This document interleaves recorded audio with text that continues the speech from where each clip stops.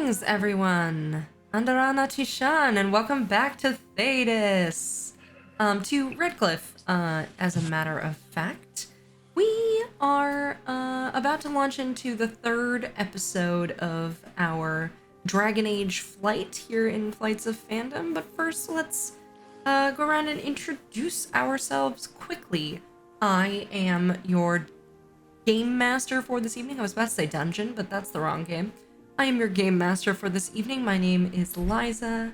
I use she, her pronouns. You can find me on this channel relatively frequently.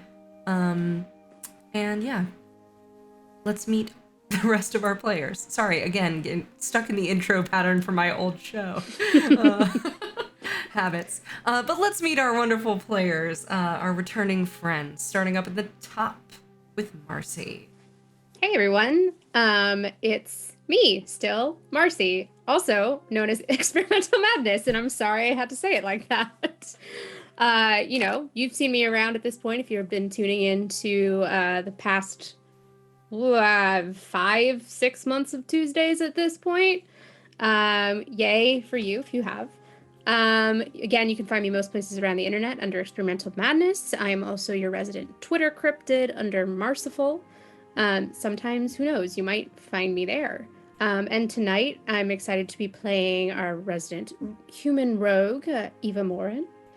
Let's see what shenanigans happen. Indeed. Proceeding downward, we have Caitlin. I'm Caitlin Starling. I use she, her pronouns. I'm an author of such books as The Luminous Dead, which is all about traumatized, angry lesbians in caves, if that is up your alley. Tonight I am playing Aolana, our local Orlesian elf circle mage, who is possibly afraid for her life, but is more turned on by magic right now, so we're good. Spicy, I love it. Coming straight across to Hopper. Hey, what's up, y'all? It's Hopper, your resident dumpster fire.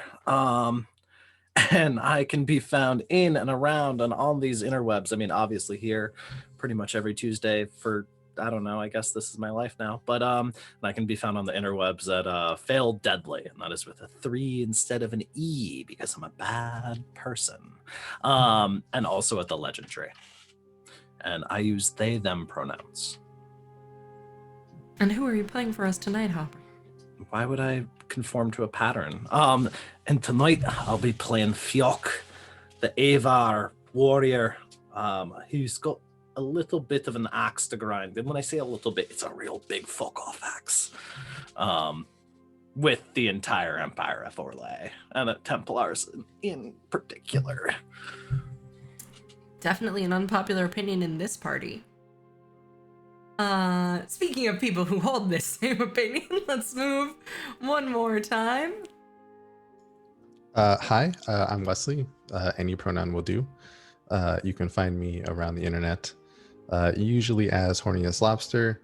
And tonight, Every time. It gets me every time. It's only funny. It only gets me when I see it gets one of you. Otherwise, and I will be continuing to play Joy. Just Joy. Wonderful.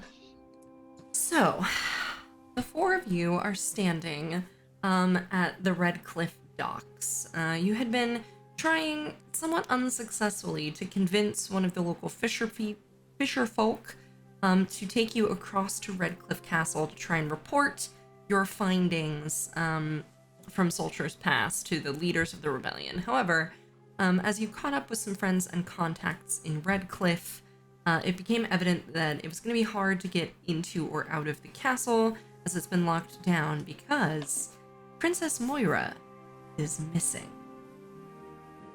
As I said, you caught up with some of your contacts, including Eva had a conversation just a moment ago with an eminently punchable elven fellow.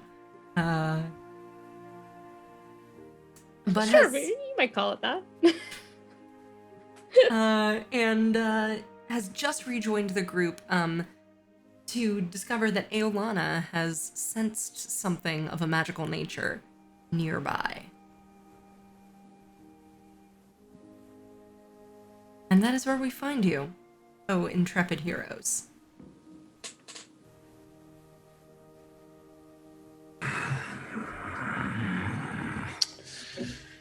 Somehow forgot about that princess part. Okay. Still not exactly clear on why the little lass is important, but here we are. Clearly, the omens are speaking to us. The Mabari wills it, and the little elf is pointing in that general direction. Do we have any business left in town that we need to finish up before we head out? It seems any business that we wanted to have, we're not going to get. All right. Well, that settles that then, huh? But if the mage thinks that it's useful to discover whatever it is that she's sensing, well, we might as well make ourselves of help. Aelana is being largely unhelpful and just sort of whenever she tries to look away from it, it kind of pulls her back. It's just very interesting. Yeah, that's disconcerting. Yeah. And she normally doesn't even have her head up. She's usually looking at her feet or something. Yeah, I think it's more the fact that you said, like, oh, big magic-y thing, and now the mage can't stop looking at the big magic-y thing, and like, it's a big magic-y Eva's thing. Hands are getting a little twitchy around her knife belt. Yeah, it's fading a little bit. Again, I think the metaphor we used was someone opening a door in a dark room, letting in light. It's as if the light on the other side is starting to grow more faint. It's not a sustained feeling. It happened, and now you're sort of feeling it wane. The after effects. Before it goes away anymore, is there any point to me trying to suss out any other details about it aside from it's to the southeast, it's within 10 miles? I would say a little bit. I did a more precise calculation thanks to some very lovely nerds on the internet. It's a little more east-southeast than anything else, Okay. but yes. It may even be relatively close to the lake shore, although the terrain around here is very rocky and mountainous, so So we're probably not going to be able to walk straight there as much as probably not. Aelana probably would if you didn't stop her. So she's actually, if it's fading, then she's pretty eager to go. So she's actually taking a couple steps in that direction and not checking to see if people are following. Would we need a boat to access this, or we just can't? There's no straightforward path. How many of you have spent any degree of time in this area? A little bit, sure. Yeah. All right. You can make me. What sort of test is this gonna be? Natural lore or navigation? Is that in cunning? It is both of those. I have natural lore. I'll I roll have for that. natural lore as well. I don't, but I rolled damn high. Yup. That's Oh, okay. 18. That's funny because okay, so yeah, 11, 14 plus 4, 8, also 18. 18 with natural lore. Also 18, but not with natural lore. Crushing it. All the angles covered. So I think Fiak, what you know is that your hunter friend. Pull up my notes here. Your hunter friend, Gerwin, told you that the encounter she had with that bear was near the East Road, north of Winterwatch Tower, which seems like approximately the same area. The East Road is a pretty decent way to travel from Redcliffe. It's not especially direct, but it's quite safe. So you could get in at least the general area using that.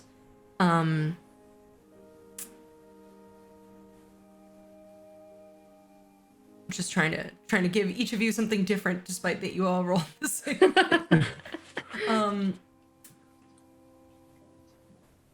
Joy, I think you might have heard from some other folk around here that there have been some mining operations kind of starting and stopping in that general area. I believe obsidian is the thing that they mine there. That and iron, which is very common in the hinterlands, as we all know. War flashbacks. So yeah, you heard about some mines and that rather than carry the stuff on carts on the East Road, that there had been a dock built somewhere in that area. Whether it's exactly where you want to go or not, you don't know. But it is definitely to the southeast of here. And I think Eva, you would know that there are many sort of small inlets and things. And actually, I think that you might have heard someone refer to an area in that general vicinity as Lady Shayna's Valley. Oh. You don't know a ton about it, but that is sort of when you're picturing the map in your mind, that is the thing that sticks out to you. And something about that name is niggling at the back of your mind, was something you heard recently.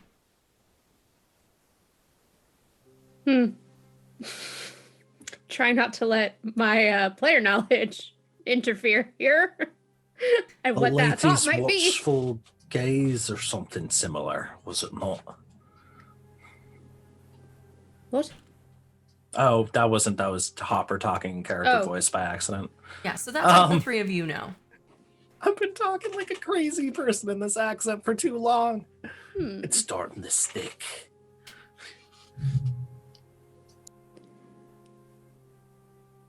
Well, we shouldn't waste any more of the light standing around here. I'm gonna sort of adjust my pack and head on off in the direction before I stop, and I turn around and I'm like, perhaps the maid should go ahead of us, since she's the one that seems to know the direction we're heading in. At which point she stumbles over a box that just happens to be directly between her and the direction she wants to be going in. I regret this already. Yeah, so I think if you have a brief discussion about sort of your various knowledge, it seems like Fiak feels confident that there's a way to get there over land, and Joy at least thinks there's a way to get somewhere near where they're going over the lake. So it's up to you guys which way you want to go. I think Joy would advocate for not taking a boat over. I think he feels walking would be the what's the word I'm looking for? Tiring. Well, definitely that. But I feel like taking a boat would maybe give more attention, like a group Absolutely. of not miners going to this port was kind of built just for this. Yeah. Coming from that town specifically may be like a little Cool. high profile. Eva would totally back Joy up on that. Of course, when traveling on foot, there's multiple ways to approach any specific point, which she much prefers. Absolutely. So, as the sun is just beginning to sort of outline Redcliffe Castle in this beautiful shimmering orange light, it's just beginning to touch the surface of Lake Calenhad. You begin hiking up the hills outside Redcliffe, passing picturesque waterfalls, walking over bridges, windmills turning picturesquely. You walk past the tent encampments of the rebel army, which again have that strange sense of tension, but now you understand what's at the root of it. Mysteries seem to be abounding, and as the light changes from sort of the normal warm yellow to a deep orange, you reach the top, exiting the gate of Redcliffe, and coming down through the sort of ravine that holds the gatehouse. The light begins to wash the remnants of the Redcliffe Road just bloody red. Who is leading this expedition? Sounds like Aelana was nominated. I can co-lead with you, Okay. if you Yeah, want. that's yeah. If you want. That's I just don't think probably you want the girl best. who's like never been I'm gonna outside. hold you up by like the scruff of your collar and just sort of use you like a little like Dowsing rod. exactly. All right, here is what I'm going to say. Aolana, make me a magic spirit test. Or actually, I think it's gonna be a perception test, but I'll give you your focus in it since you're using your spirit magic. I don't actually have a spirit magic focus. I have creation magic. Oh. Fair enough. I'll give it to you anyway. You're using Okay. your magical senses. Okay. 17. Okay. Yeah, you're focusing kind of acting as something of a dowsing rod. However, you're often pointing in the direction of solid rock or mountains so steep that only someone totally foolish and pig-headed would attempt to jump up them. Oh yeah, I've never done that before. Nope. Never. Never once. I'm again with the war flashbacks. I'm just hike up the mountain. So, you can make me a navigation test, Eva. I'm gonna give you a +2 bonus because of Aolana's assistance. And that is in cunning, correct? That is. Oh dear. Not my best roll, I'll say that. 10. Okay. I think you kind of follow it in the direction. The thing that's really frustrating, I think, to you, Eva, is despite the fact that you want to go southeast, this road only goes due south. So you're going quite a bit out of your way. And you're continuing to go when I think, Fiak, just based on your roll earlier, you see a gate kind of off a crossroads. It's hard to make out. It's getting quite dark, is the other thing. But the moons are beginning to rise. And in the distance, you can make out a gate, Fiak, which I think something stirs in your memory. You're like, oh, that way is the way to the East Road, I'm pretty sure. But you see Eva with Aolana in tow kind of marching confidently past the crossroads. Wait, and she's gonna look down at the Marbari and just go, "You're being shown up, you know." Hey, look at that! We'll blow down that one.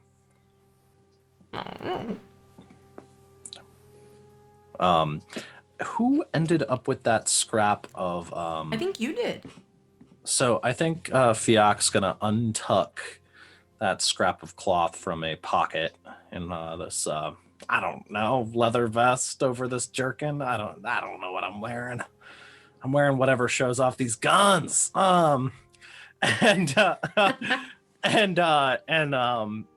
kind of holds it down to let Snowdrop snuffle at it. Yeah, gives it a snuffle. Go ahead and roll a perception smelling test for Snowdrop.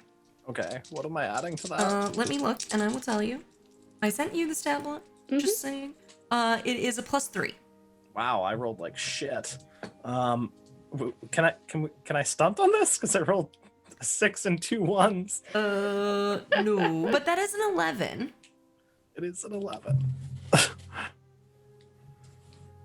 Because if I could stunt on this, the dragon dice has the 6. It's literally this. Here's what I think happens. She kind of snuffles at the cloth, then trots after Aolana and Eva, and you think for a moment you're like, oh, I guess that was wrong. And then she just kind of sidles up and smushes her face in between the two of you, and just kind of What, we're going the wrong gesturing way? back. Ah, shit. I get so turned around out here. And this is mostly Marcy expressing frustration because every time I'm in this exact area when I'm in the hinterlands, I literally do get turned around. Eva will double back. Yeah, and as you kind of turn around, you feel an affectionate sort of doggy shoulder bump against sort of the back of each of your knees, in a sense of saying, "Don't give up."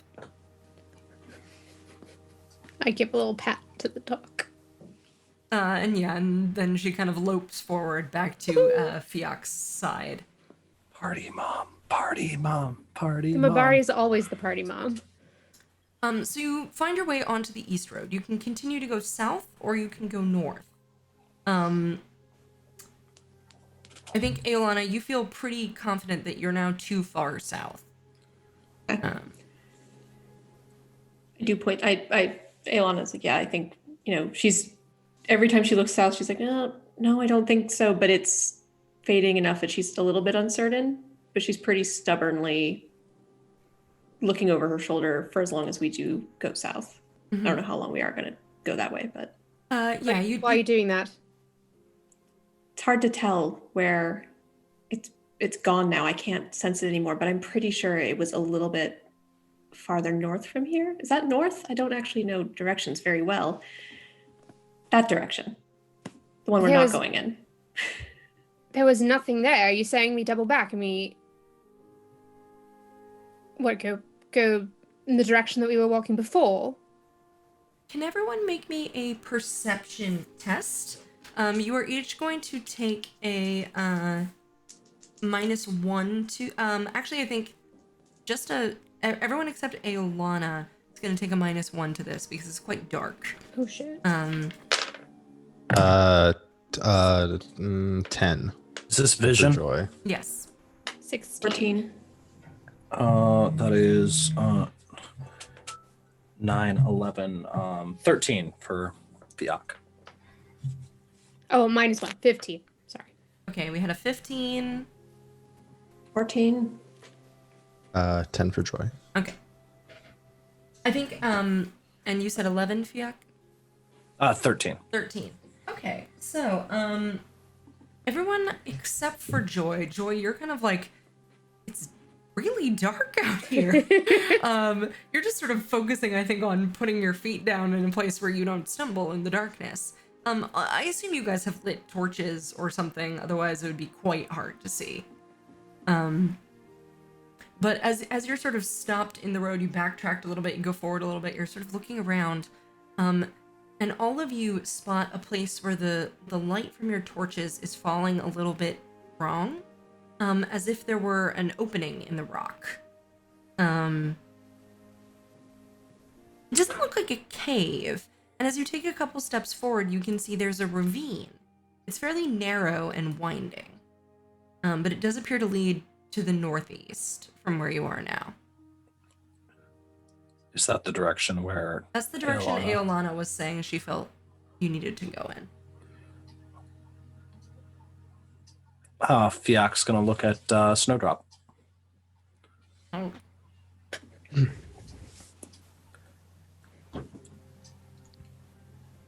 How high is this? How high is this ravine? How high is the ravine? Oh, the walls of it go up probably 40 or 50 feet. So we can't just keep hitting to go No. up the sides.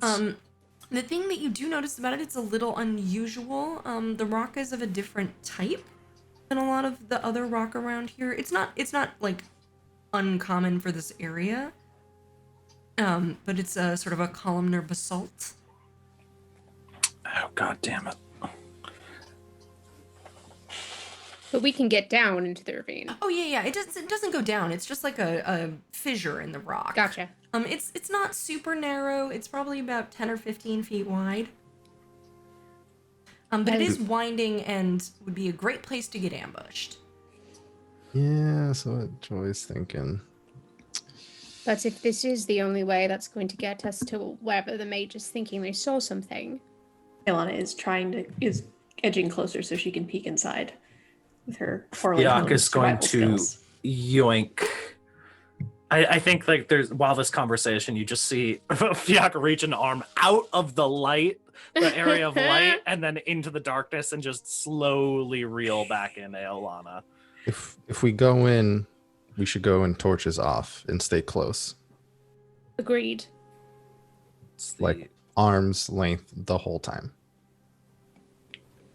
Who wants to go first? Look at the elf. question. What's the state of the moonlight? Is there It's moonlight, still just starlight? starting to rise. You can, if you go slowly, you can like see your feet in front of you, but that's about it. In maybe an hour, there will be more moonlight. Well, we can't wait for that, and I'm going to head down into the ravine. All right, so Eva's going first. Fioc's gonna give a little bump to let Aolana go and give a little bump to the Mabari. Yeah, the Like a little Mabari kind calf of bump. lopes forward and pads along next to Aolana. And Aolana will follow Eva in now that she is freed. to And actually then go what's where the, she what's wants the to. order for our beef stock in the back? Steerage. I think we'll fight about who gets the rear. I feel like we'll argue who gets the rear. Something gonna win something that flank argument. steak. Yeah. Fiok steak. I think Fioc is what you meant. steak. No. All right, I'll be the Mabari's ass on this one. Go ahead, old man. I don't want to be don't let me trip over you if you have some hip issues. Savage. He walks in. So mean. All right. You go on. Eva, picking your way around in the dark, I would like you to make me a perception searching test. Well, that's better. 15. Okay, that's exactly what you needed. Ooh. As you're walking along, you notice, I think just in time, as you're about to walk into it, there is a rope strung along the ground that leads up. And as you stop, you see it, you look, and you realize that it's holding up, that it's connected to like a wooden bar, which is holding up quite a large rock.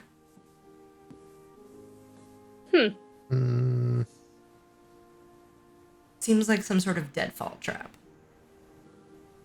Yeah. Would like to avoid that. I'll like whistle a warning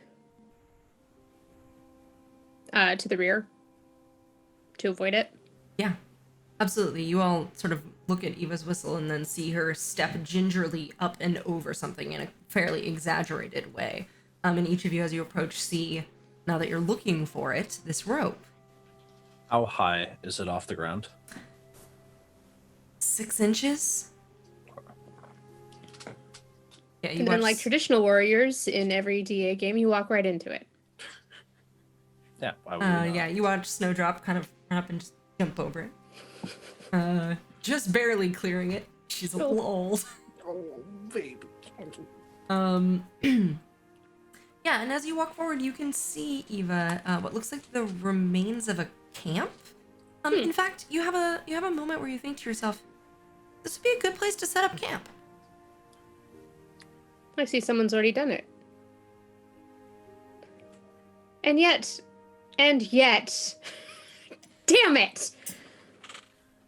I hate my encyclopedic knowledge Yup. of this game. Yep. How badly do I feel like this would be a good place to set up camp? DM. You can make me a cunning test. I would accept natural lore or navigation. I have none of those. Oh, guys, I rolled so bad. Oh no. Well, it would just be Oh. just like a rogue to set up camp and like, I don't That's know, on the side of an avalanche or something. That's an 8. I mean, seems like a good place to set up camp. Oh no. Well, if we need to stop here for tonight and perhaps press on with when there's a bit more light, we could set up camp here. it looks like somebody already took advantage of this spot. Yeah, it seems very defensible. The ravine kind of leads back to here, and it doesn't look from here like there's any other exit. There's another bend in the ravine ahead. But yeah, it's a good defensible spot. To be fair, Marcy, I was mostly just making an Inquisition joke. Oh, were you? Good, because my brain went to some other moments in No. DA lore. No. Great. You scared the living daylights out of me. No, sorry. Oh, no, sorry. No. Okay. Sorry, I didn't even think about that. Mm. No, it was just a Dragon Age Inquisition joke. Yeah, let's set up camp. Will it come with the little Foley work for us? That. Burner. No, but you can see that the ravine continues ahead. Sorry, I forgot about that moment in Origins. Wow. Haha. If we do want to set up for the night, I can try to trap some of the bottlenecks. Well, someone already set up camp, right? Like, I mean, shouldn't we worry Where about, are they? yeah, shouldn't we worry about that first? Well, their stuff's gone. It looks Yeah, just looks like yeah. the It's evidence just like that some some evidence that Oh, someone did camp here. Okay, Sorry. I thought How you were saying that- recently? Okay. You I mean, can how make recently? me let's see. It's definitely a cunning test. I would again say probably natural lore. Seems like the most applicable. That or perception. It's just 14 for natural lore. That's fine. Definitely quite recently, maybe 2 days ago, maybe less. There's a clear imprint of where there was a tent set up here. It's kind of ridiculous to set up a tent in this small of an enclosed area, and it was quite a large tent from the look of it. I think Fioc's gonna pull out that cloth again and let Snowdrop take a snuffle. Yeah, roll again, +3. Oh God, just really rolling like trash here tonight, guys. Sorry, that's a 12. That's not bad. Kind of.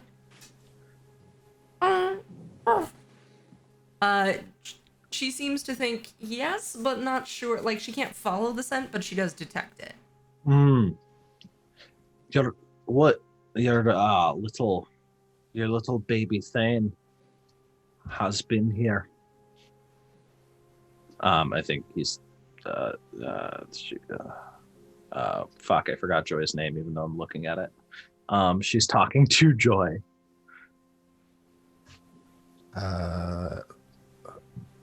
Okay.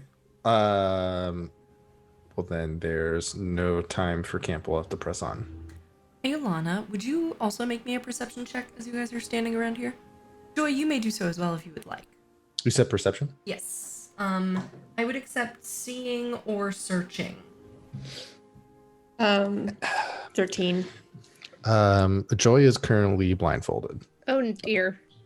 So What did you bad roll? roll. Bad roll. What Less is than it? 10. I saw a 1 and a 2 and I stopped adding. Yeah, it's real dark, man. Hey, Alana, what did you get? I've already forgotten. What did I say? I don't know. Sounds like you have to re-roll. Okay. Oh no. Oh, it's a good thing I rerolled. 16. Yeah, you can feel, I think, just some like magic was worked here as well. As well, or I think this is where it happened. No, this feels different. This feels like something bad in your shoe. Would arcane lore help untangle? It might Yeah, have been. sure. Probably stepped in something.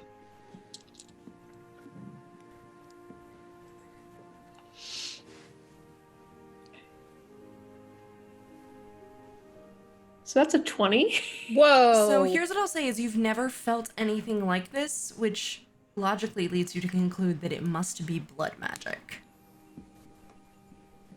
Then I am going to put up the alert. Aelana, after a little bit of time just sort of frowning at the ground and turning in a circle a couple times, goes, "This isn't circle magic, and I don't even think it's hedge magic, except that it was worked with blood. But it isn't mundane hedge magic. It's the very bad kind. Yeah, you immediately see like Eva recoil.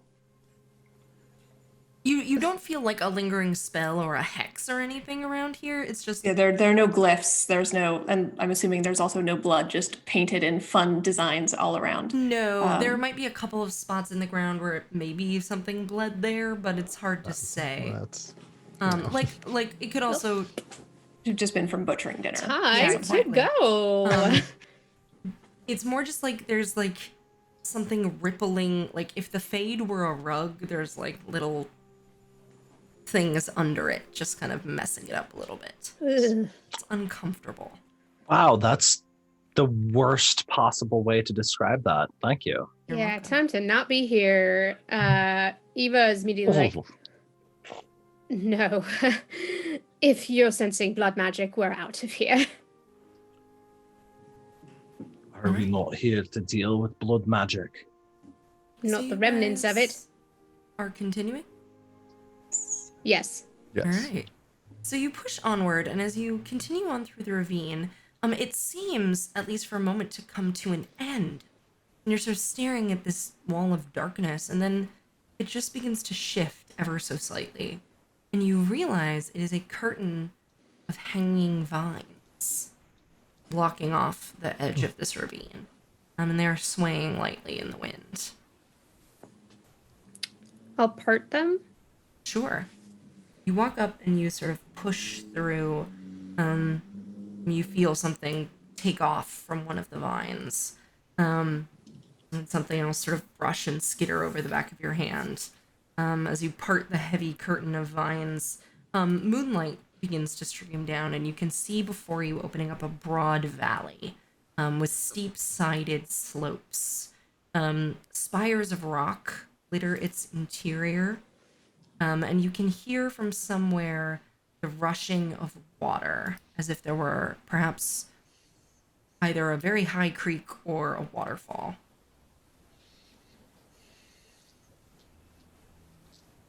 We're getting closer. Can you sense anything? Is there anything new to be? Because it seems like I'm guessing that the after image effect of the original big spell is completely gone by now. Yes, that's the case. The valley seems to mostly just continue in a northeasterly direction. Yeah, I can't feel the original spell anymore. I don't know from here how close we might be. Well, then we've lost our only heading. Not quite. If we get lucky, the little Mabari may find a path.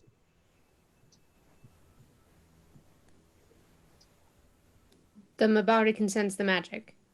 The Mabari can follow the scent.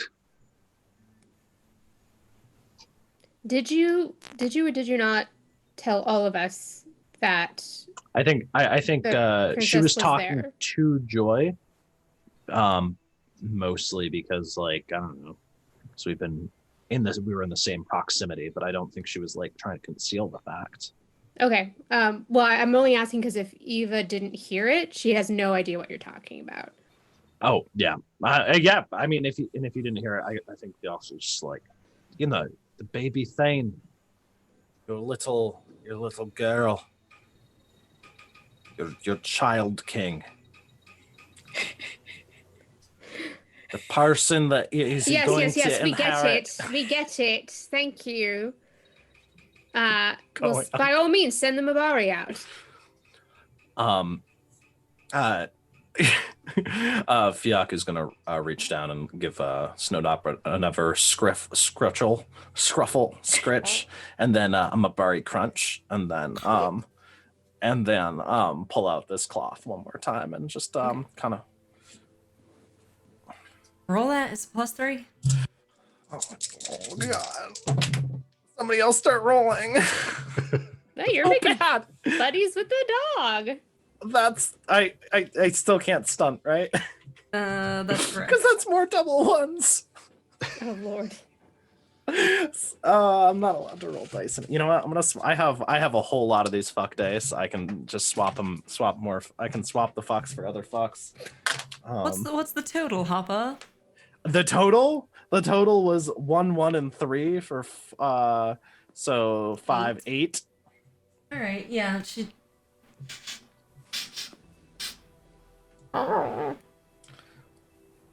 It is all right, little messenger. So nothing. That we've gone on a wild goose chase only to find nothing. Well, that's not nothing then, is it? And Fiat points to the valley. Do I recognize this valley at all? Yes, this is Lady Shayna's Valley. Fuck. This isn't nothing. I mean, it's part of the hinterlands. I've traveled through it. But it's just a place. I could say the same thing. I can go up to Redcliffe and be like, yes, that is definitely a place on the map. Is it not in the direction that the little mage was directing us? I think I realized I'm describing everything as little, which, to be fair, for Fiak. This valley, like, he was gesturing wildly, like, this valley's massive. You want to walk through here and just sort of wander around until we stumble into some sort of blood magic ritual blindly. Is that not what you lowlanders do? It's not what I do.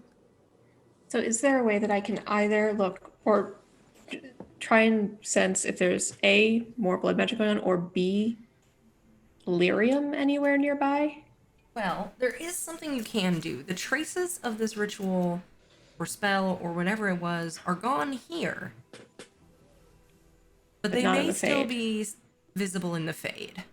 Yeah. Oh, Great. But to do that, wouldn't we need a source of lyrium for ourselves? No. You can Just go- just just go sit sleepy times? and meditate Okay. and look into the Fade. I wasn't sure. I couldn't remember if mages could do that intentionally or if they still needed lyrium like they do with their harrowing. No, I Careful. mean, you can't go very far into the Fade like this, at least not intentionally. Okay. Unless I you're can't do an the egg. full body transport thing without lyrium. Right. Gotcha.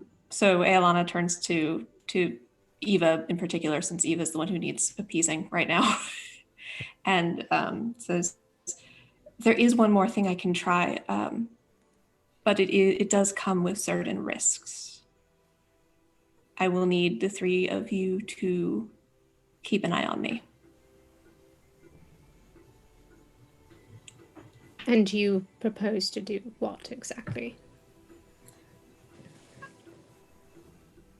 If given time and quiet, I can dip into the Fade, possibly get another look at what I saw before. It may give us more of a hint, not only of where it is, but what it is.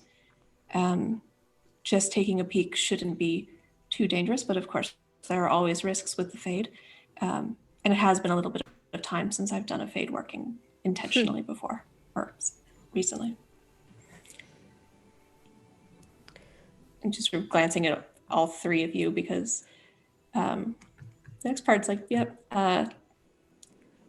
If something were to go wrong, you will need to be prepared to kill me very quickly. Done. Her dagger's out. I No. figured that. But you, Yes. but don't fall asleep. I know it's going to be very boring until I it's won't. not. And she just fixes you with one of those stares again, like, no, I'll stand right here all night if I have to.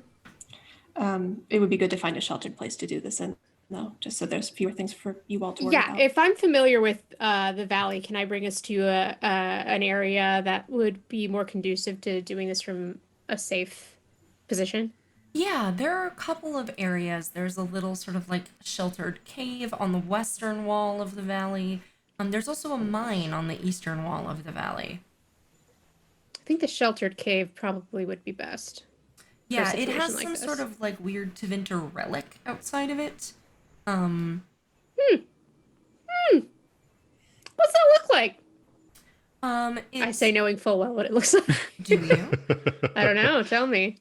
It is a table or a pedestal of some sort.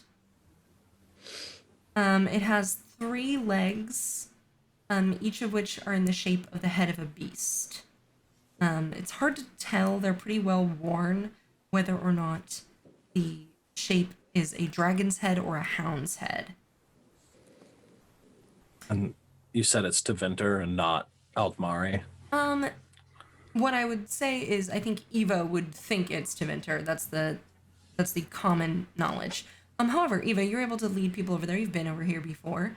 Now that you're here, I think you came at it from a slightly different direction, which is why coming through this ravine you hadn't necessarily known about. But yeah, you are able to lead everyone over to this area. It's not like a full cave, it's just sort of like a little niche in the wall.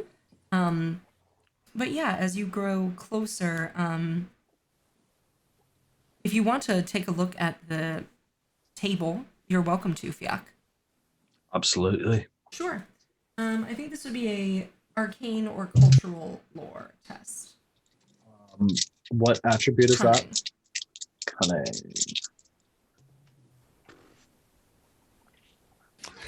I how the fuck? All right, so that's a 17 plus 2. Wow. Yeah, that's the second time I've rolled hella good on lore, and then like any time it doesn't matter. Cool. So Cool. here's what I think you would know. It's quite old. And while at first glance many people would think it is Tevinter because it definitely has the markings of some Tevinter magic, there are elements of the design, while not specifically Avar, that I think would be more correctly adjudicated as Alamari.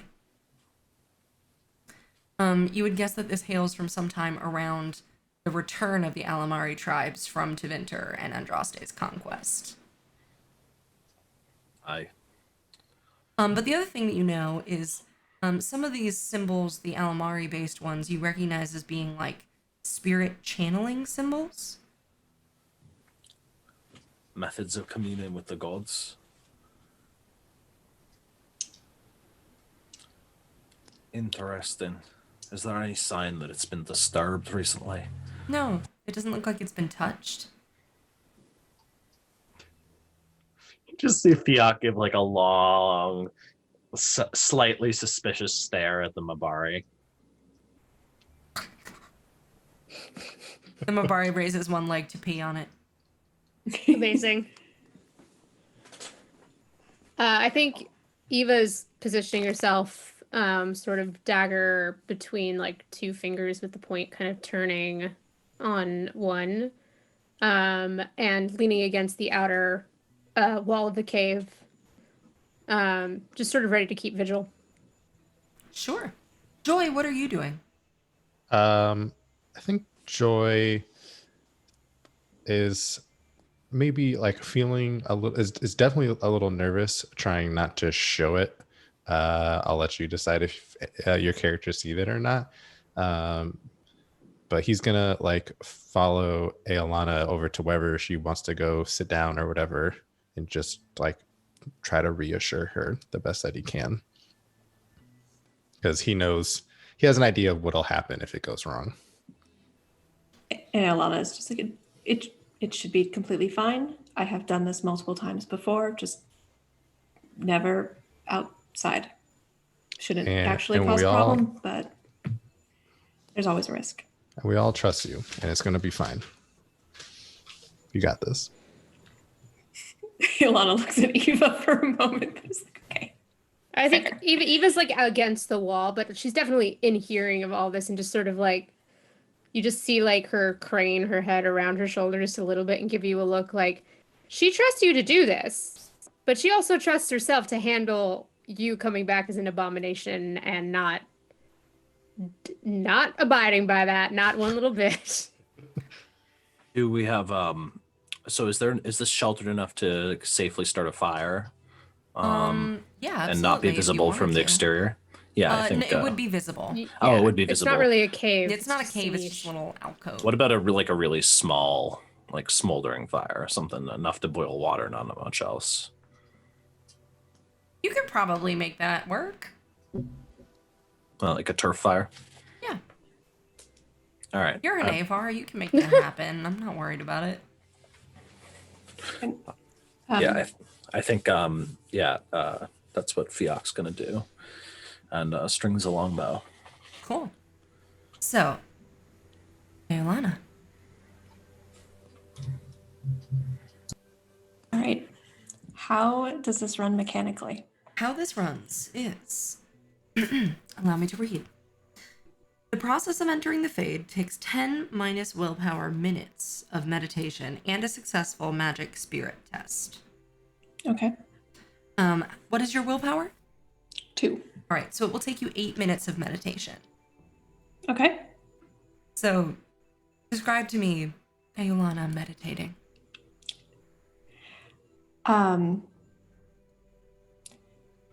She is used to doing this with an audience, so she doesn't just lie flat on her back or anything. She kneels very carefully, with her palms facing up on her knees, as if she were to be able to hold something. She doesn't have anything to hold in this case, but it'll work. And it is a little bit strange doing this without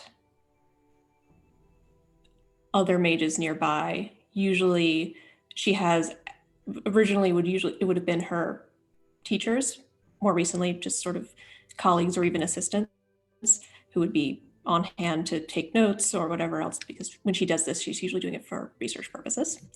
So it takes maybe a little bit of shifting for her to really settle into it, trying to ignore the sound of the fire that's begun smoldering and just everyone sort of around her, dog panting. But her eyes are closed, her head is tilted slightly back as if she's looking up, and her breath is following a very specific count and cadence where it's not quite even in and out. So she's not necessarily relaxing. It's actually, it's not hyperventilation. It's not super fast, but it's off kilter enough that it would make you feel a little bit weird if you were to try it. This goes on for a minute, 5 minutes, more. It continues. But Ayolana, you feel a shift, like moving out of water that is exactly the same temperature as your skin and into cooler air. And you open your eyes in the Fade. Everything is suffused with a greenish glow.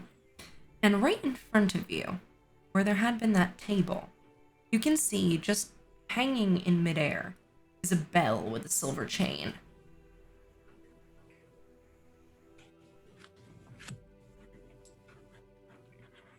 So Ayolana can move, correct? Just not physically in the real world? Correct. In the waking world, rather. Fate's quite real. Indeed.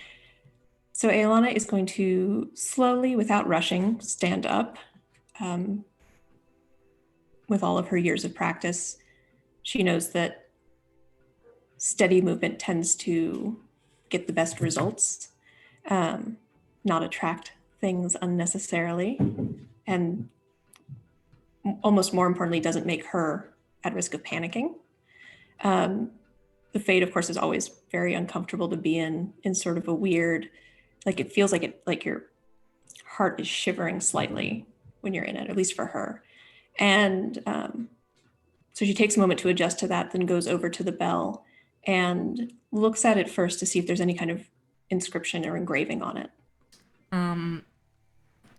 Yeah, there is. And it says in sort of shifting letters that shift across it, it says, call for an answer. call for a guide.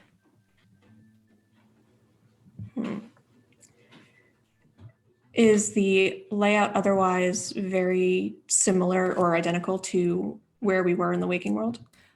Fairly similar, yeah. I mean, the stones are sort of floating and shifting.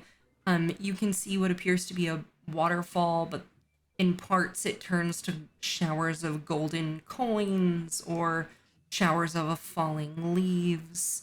And off in the distance, there's something sort of like grating against your vision that's kind of making your eye twitch. You can't quite see it. But you can definitely tell the direction that it's coming from. Is it the same direction as where the spell came from? Indeed, it's pretty much due north of where you are now. Okay. And look at the bell again, because that could very well be bait. It wouldn't be the first time. But I'm fairly confident in knowing once I wake up where that direction where that distortion was. You can try and look harder in that direction. Yeah, I'll do that first. This is going to be a magic spirit test, I think. Actually, I would accept either magic or willpower. Do magic.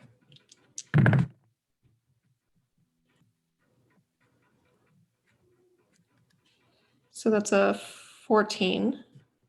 All right. Yeah, you look in that direction and you focus, and it's hard to see. It's like something that is alternating between kind of blazing brightly, and when you look at it, it almost kind of makes you want to take a deep breath and put your shoulders back. It's kind of a bracing light. And then it will fade through sort of blues and greens into this deep darkness that just makes you want to turn and run away. And in these sort of strobing flashes, you can see what appears to be two massive animals fighting. Does it feel at all like the blood magic I felt earlier? Or is it? There are traces of it. This in of itself is not, but it's sort of like a smell lingering around the whole thing. Okay.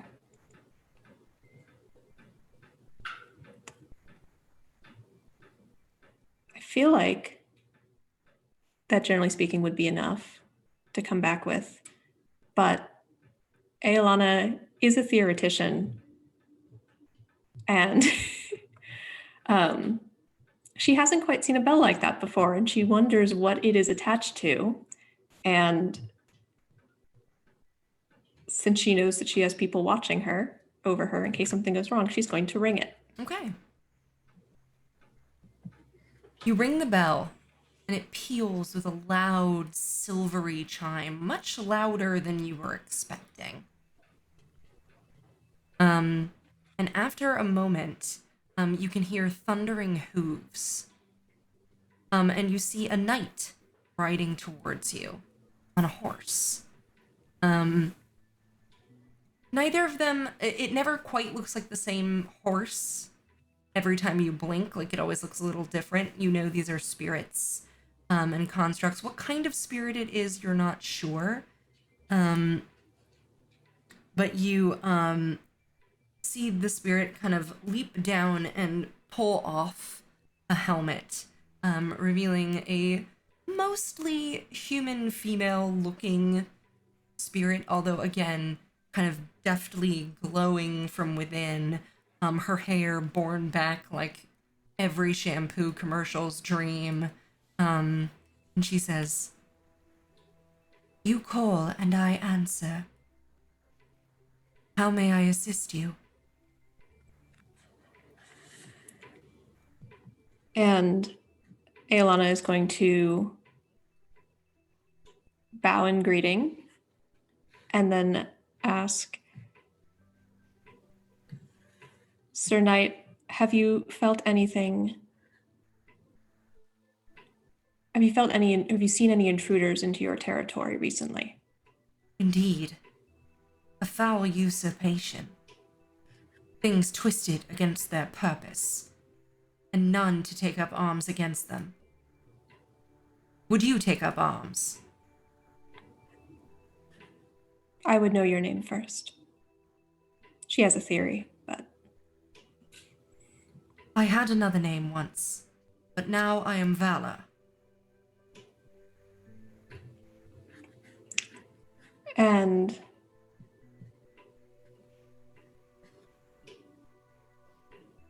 what would taking up arms in your name require? Just to right the wrong in this valley, or something else? To make a stand against this injustice. To preserve the sanctity of my tomb. Aelana considers for a moment. These sorts of arrangements are always a bit of a risk. Can I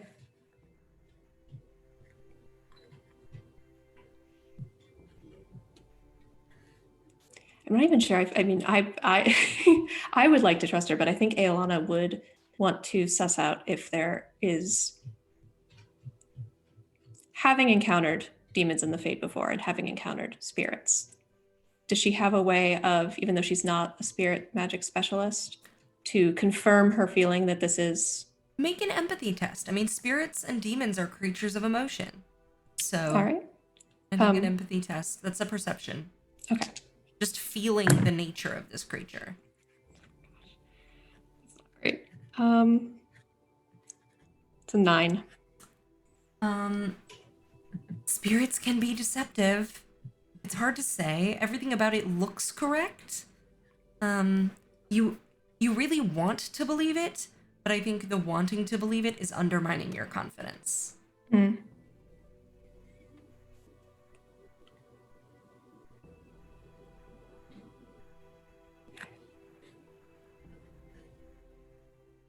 I am with people, with a band of of an honorable sort, who I think will be happy to take up arms once we find this injustice and see it for ourselves. Is that enough? To have friends is a mighty thing indeed. To betray them is the worst fate possible. I can sense an uneasiness in your heart. I do not demand justice, only action. Action we have come prepared to do. Then take this.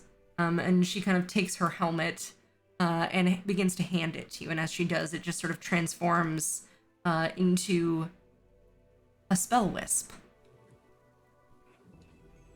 Thank you. And as you grab it, it turns into a lantern. Right. We will go and find your tomb and set things to right. Be prepared. To face this enemy, we may yet stand on my battleground again. There is a worker of foul magic nearby who distorts the very fabric of this place to her will. Be on your guard. We will go in with our eyes open. Keep that close. You may find it has uses. Yeah. Aelana kind of tucks it against her chest and bows her head again. All right. And you begin to hear something, and you see the knight draw her sword. And as she turns, you can see on her cloak is rippling the symbol of Ferelden. But it's an older version of the symbol of Ferelden, familiar to you from your studies of the legends of King Calenhad. And in this moment, she says, "Our enemies draw near. Flee before they find you. I will guard your back." And she draws her sword, and you recognize Lady Shayna. And yeah, you can see formless demons, spirits of anger and hunger, drawing close to your circle of vision. She charges forward, and you begin concentrating. It takes 3 full rounds of concentration for you to leave the fade. Okay. So in the first one, I think we see Lady Shayna sort of jumping. Her horse comes galloping back. She slashes into one demon, swings up back up onto her horse, which begins sort of pummeling another. As the demons are sort of swarming over her, and you're concentrating. I'd like you to just make me a willpower test really quick, to keep your focus up as this is raging around you. Oh gosh. It's a 9 again. All right. I think for one round, your concentration kind of falters. You close your eyes, the sounds beginning to fade out. And as they do, you just feel one sort of claw just rake across your front. And as you awaken, you take 1 point of penetrating damage. As you wake back up, you all see Aolana just kind of convulse, and just a scratch appear across her front. Oh, I think seeing that, Eva's gonna put her dagger immediately like up to her throat and be like, "What's your name?" How aware am I? Eva has a dagger to your throat. So I hope I'm aware, but am I aware? Yes. Hey, Alana. Who are we? It's fine. What happened in there? And she slowly is pulling the dagger away. Alana's rubbing at the new scratch, kind of wincing. And she wasn't trying to hurt you with it. It was just kind of. Oh no, but she does have the scratch from Okay. the fade, so that's the one that she's rubbing at, and she goes, "Lady Shayna's tomb, is it nearby?" But I know that. Nobody knows where it is. I don't know where it Is is. there any tomb nearby? Ooh, is this Lady Shayna that you speak of? The valley's named after her. If I recall correctly, King Calenhad's right-hand woman / torrid, brief love affair that I think was not entirely consensual. There was a love potion involved. It gets very confusing when that happens. Hollanders. Wow. Someone who I am fairly sure who at least thought that she was Lady Shayna at some point came to me and told me that the foul working that I have been sensing has to do with some perversion taking place at her tomb, which should be in that direction. And she points to where she saw the flashy lights. As the 3 of them are having this conversation, Joy, you notice something, which is that there's a lantern on the table. On the altar. Yeah. It definitely wasn't there before. Hey guys, What? did anyone put a lantern down? Ava's eyes go big. Valor, Joyce, Lady Shayna did in the fade. It actually came out of the fade. That is, and Aolana is up on her feet and like peering at it from every single angle. As if you look closely at it, it appears somewhat insubstantial. My poor dumb baby. A demon put that there. No, I don't think so. No, it must have been the message from one of the messengers of the gods. This is for communing with them. Can't Joy you will- read? Is there like a convenient like hook to like pick it up by? You can find a stick. Yeah. Joe's gonna use his spear and like Yeah, it has a ring on the top of it. yeah, okay, yeah. You Joe's pick it gonna up, use it weighs his spear. nothing. Like I think like as you're swinging it like out on like the length of the spear, like even like wildly like jumps back to avoid even getting brushed by this thing. yeah, Joey's being extremely careful with it. Yeah. Yeah, but he'll like hold it. I guess pointing at Aolana so she can inspect it. Just in her direction.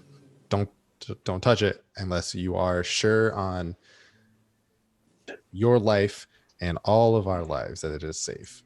But please look. You probably see Fiak is real interested in this. Aelana just immediately actually touches it. And Yeah, you reach out and grab it by the ring, and as you do, it lights up. And it's like a lantern Joy worked all drops the his way spear. around. But the light only seems to be shining out of one of the panes. You can like see it glowing from within, but there's like a beam of light coming out of it. It's this soft, sickly blue-green light. as Aelana is sort of handling it, she's kind of offhandedly going, demons are almost incapable of playing the long game. It's fine. It was protecting me when I left. It wouldn't be waiting to trick me back into the Fade. It's fine. And she seems to be very, very fixated on the actual thing that she is. Are you completely sure? expecting. You say you spoke to the spirit, Yes. and what did it say exactly?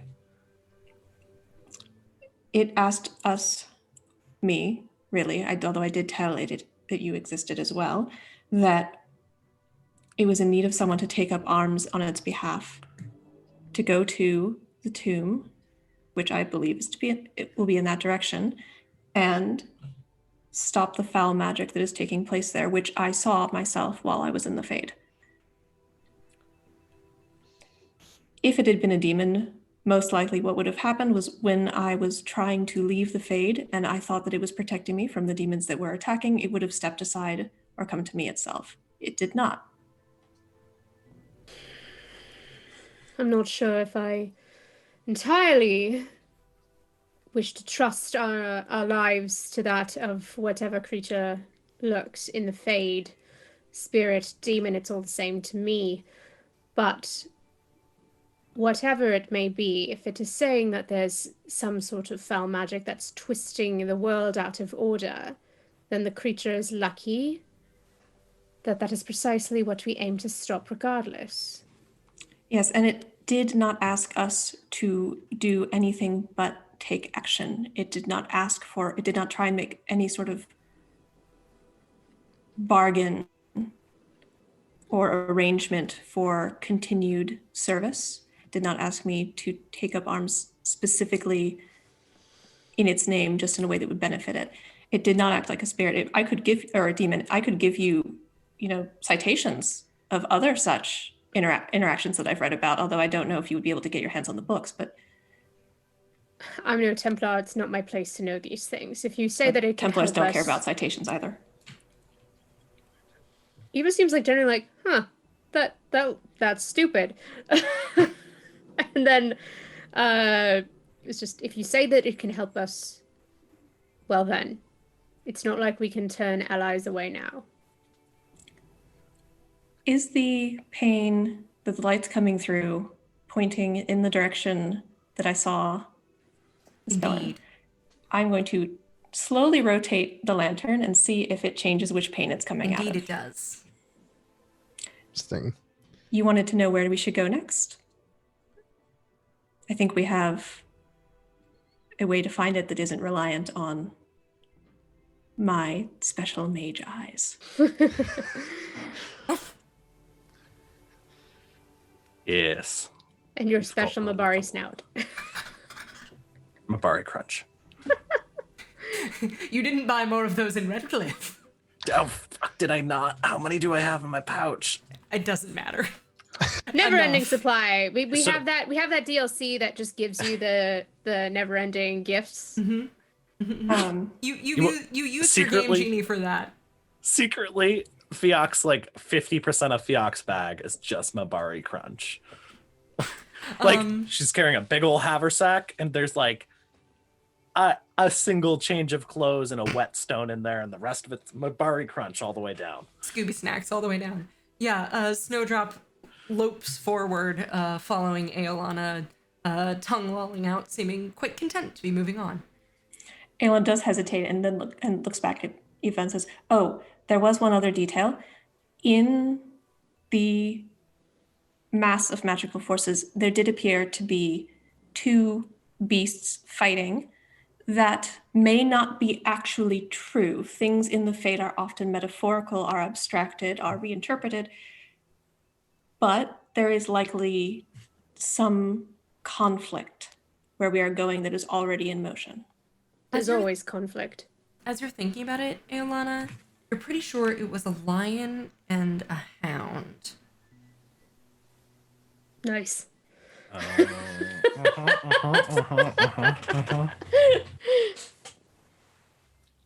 think Elon actually probably understands that better actually as the heraldry, not as the animals, given that we've established she doesn't know what a bear looks like either. Oh my Wow. god. Wow. Oh my god.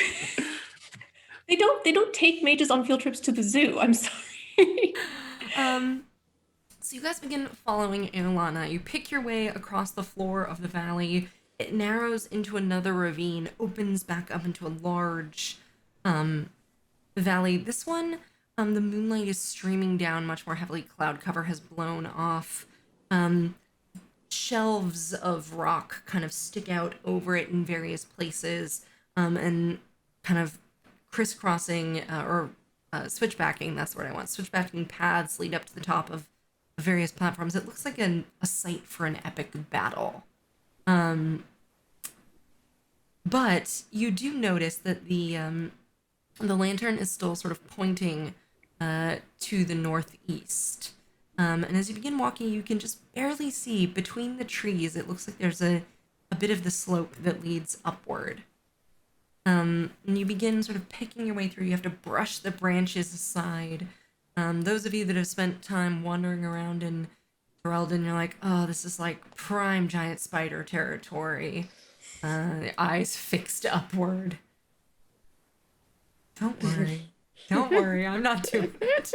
Oh, no, that's Fioc's reaction. I was just picturing like their attack noise. Oh no, let's not. It makes me itchy just thinking about it. Think about it in the PS5 graphics. Oh, don't say that. Don't say it. The ones that they already showed had hands. No. They have fingers. No, I can't. I gotta X-card this. I'm sorry. This spider graphics discussion. It's getting a little too graphic. Oh. Sorry. I took psychic damage. Sounds like a you problem. So you you follow the lantern light kind of up this. As you're going, I'd like all of you to just make me a quick perception test, please. Is this seeing or hearing? I would accept any specialization you want to use. If you have it, is fine with me. Just tell me what it is when you give me your result. 16. 13 for Joy. Okay. 13, not specific in any way. 12 hearing. Okay. I think what you notice, Fioc, is you can distantly hear, in addition to the sound of a waterfall, somewhere nearby, you can also hear the gentle lapping of waves against stone. You would guess you're back kind of over on the lake shore? Nearly. You can hear it distantly. Aolana, you said you had an 11? Or 13? Something like that. Remember. I reset my dice once Oh. I say what I will stop doing that. And then, did anyone get over a 15? Yes, I got a 16. One thing occurs to you as you're sort of walking up the side of this slope. You can feel almost like a warmth radiating out from the ground somewhere nearby. It's not near where you're going. It just kind of catches your attention as being really unusual. You don't know what it might mean, but you do notice it. The rest of you notice as you're, I think, Eva and Joy both notice as you emerge at the top of the slope, there's a pillar. You guys are up on a cliff. And you can see that there's a pillar just sort of standing in this open space. It has a strangely shaped top. Almost like a three-pronged candelabra or a fork or something. It's very odd. And you're on a cliff. Did I just say that? Sorry. You're on a cliff. And in the side of the cliff, which continues kind of going up, you're on just like a little break in it. There's an archway. However, the archway is just an archway. It doesn't go back at all. Or it doesn't seem to. Next to the arch, there is a weather-worn statue of a hunched figure holding what appears to be some sort of brazier or torch. It's like a torch setting in iron, but it's empty. Well then, Heh. the latest. Hopper just reread that the rhyme, from the letter the blood-soaked letter that we got off the Orlesian pig dog. Um, the frog. Anyways, CQ what is lost in darkness, the flowing shield, the burning blade. Ferelden's heart fixed and faithful, which Callum had a conqueror made. It lies in the grave of his true heart, which okay, in the memory of his greatest shame. Also, two of those things sound very relevant. Under the gaze of the lady's dark eyes, it burns the memory of flame. I know what it is. Well, Fioc's not the smartest cookie in the tool shed, but where's the Mabari pointing? The Mabari is actually kind of looking up at the pillar and kind of sniffing it as if maybe some other Mabari had peed on it at some point. You can make out this archway and the statue quite clearly because the moonlight is shining on it, very brightly. Oh. Y'all, Fioc's not the sharpest cookie in the tool shed. And I am not a mage. Eva, you do notice something else though with that perception roll, which is, as you're sort of walking around looking at this, because the lantern is definitely pointing towards the archway as you grow closer. However, you can see something else, which is that as you're sort of standing in front of it, you turn and you can see that the two moons are almost perfectly lined up, at the top of this pillar.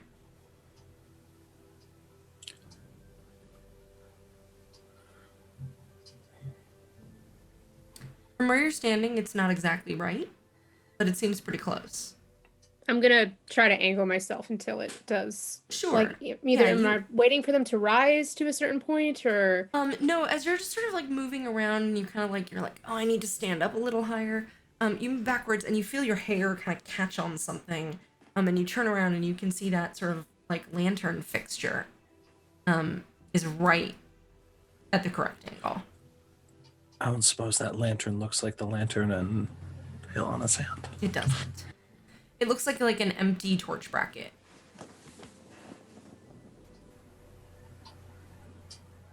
I'll try to light it. There's no torch in it. You could stick a torch in there if you want. Sure. Yeah, you kind of stick a torch in there, and as you stick the torch in, you go to light it, and you almost already see a slight shimmer around the head of the torch. Like a distortion in the air. This is killing me actively, Liza.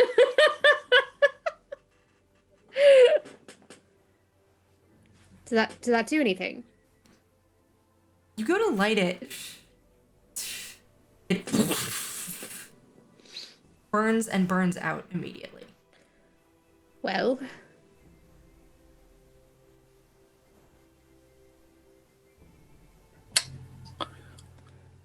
Are you done fucking around over there? at least I'm trying to do something. Can you light it with the lantern? Alana moves it closer, but she's not that.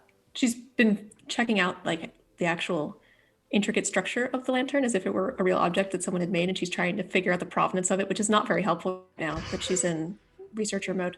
But she does bring the lantern close enough.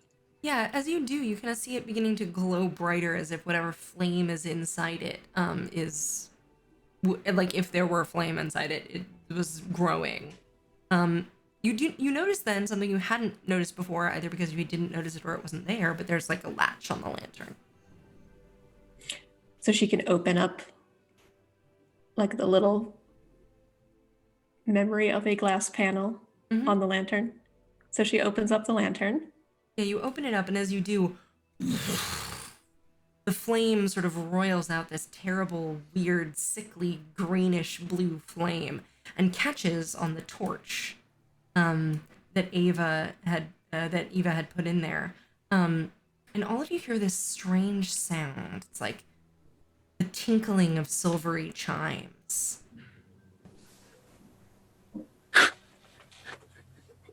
Is that what I think it is? Are you Um, describing what I think you're describing? And you can all see that where there is the sort of panel in the rock that fills in the center, there seems to be some sort of glyph.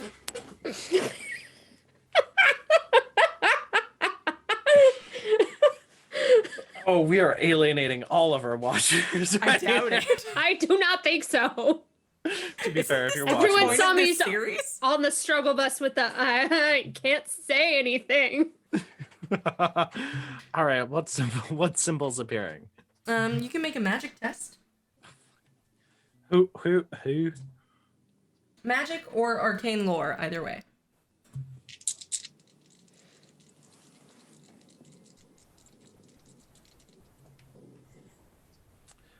Well, we're back to double ones again.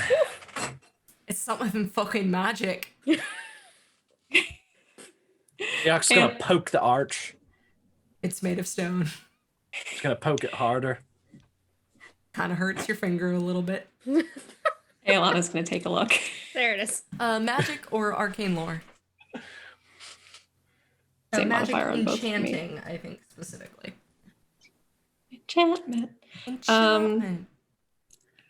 13. Oh, no. 13. That'll do it. Yeah, you recognize this rune. That's a magic check. Yeah. You know this rune. It you know the name of it. Call it Felis.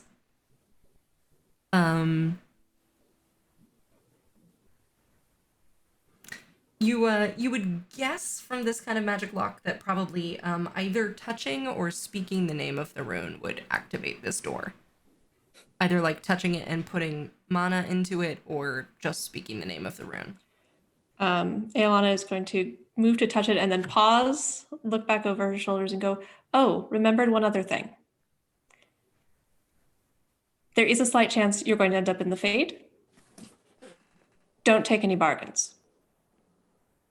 If it seems like something that you've always wanted, run. And if it seems like something you've always been terrified of, probably also run. And then she touches it. You touch it. Yeah, you can just channel 1 point of mana into it. Just mark that off. And as Aelana touches it and closes her eyes and concentrates, you see the glyph kind of pulse with magic, and the stone just disappears. And there's a tunnel. As an Avar, what's the theological repercussions of going into the Fade? Is that like the Communing with gods the from? spirits? No. I think generally I'm the not- Avar... I'm not an ogre. The Avar understand, I think, the way that most cultures in Thedas do, that the Fade is a realm between this world and the next. Dupe. I hate this. It might still not happen. The Well spirit just then. said it was very possible. So, are you guys descending into the darkness? Yeah. Yep. Yeah. Fiak's Eva- gonna t- Eve's definitely as muttering well. something a little bit as she's like walking forward. It's not in a language any of you understand, most likely. Fiak is going to tighten the barding on Snowdrop. Just kind of make sure the straps are snug. And then is gonna haul ass after Aelana. Absolutely. As the four of you descend into the darkness of this tunnel, that's where we're going to take a break. Yeah, sorry, the five of you, including Snowdrop. Thank you. Thank My- You mean the most important member of the party? That's Thank you. exactly what I mean. We The will leader, be back to really. find out where you're going in just a few minutes, so don't go anywhere. Hello and welcome back to Thedas. We are currently in the hinterlands on a cliff above Lake Calenhad, just outside of Lady Shayna's valley.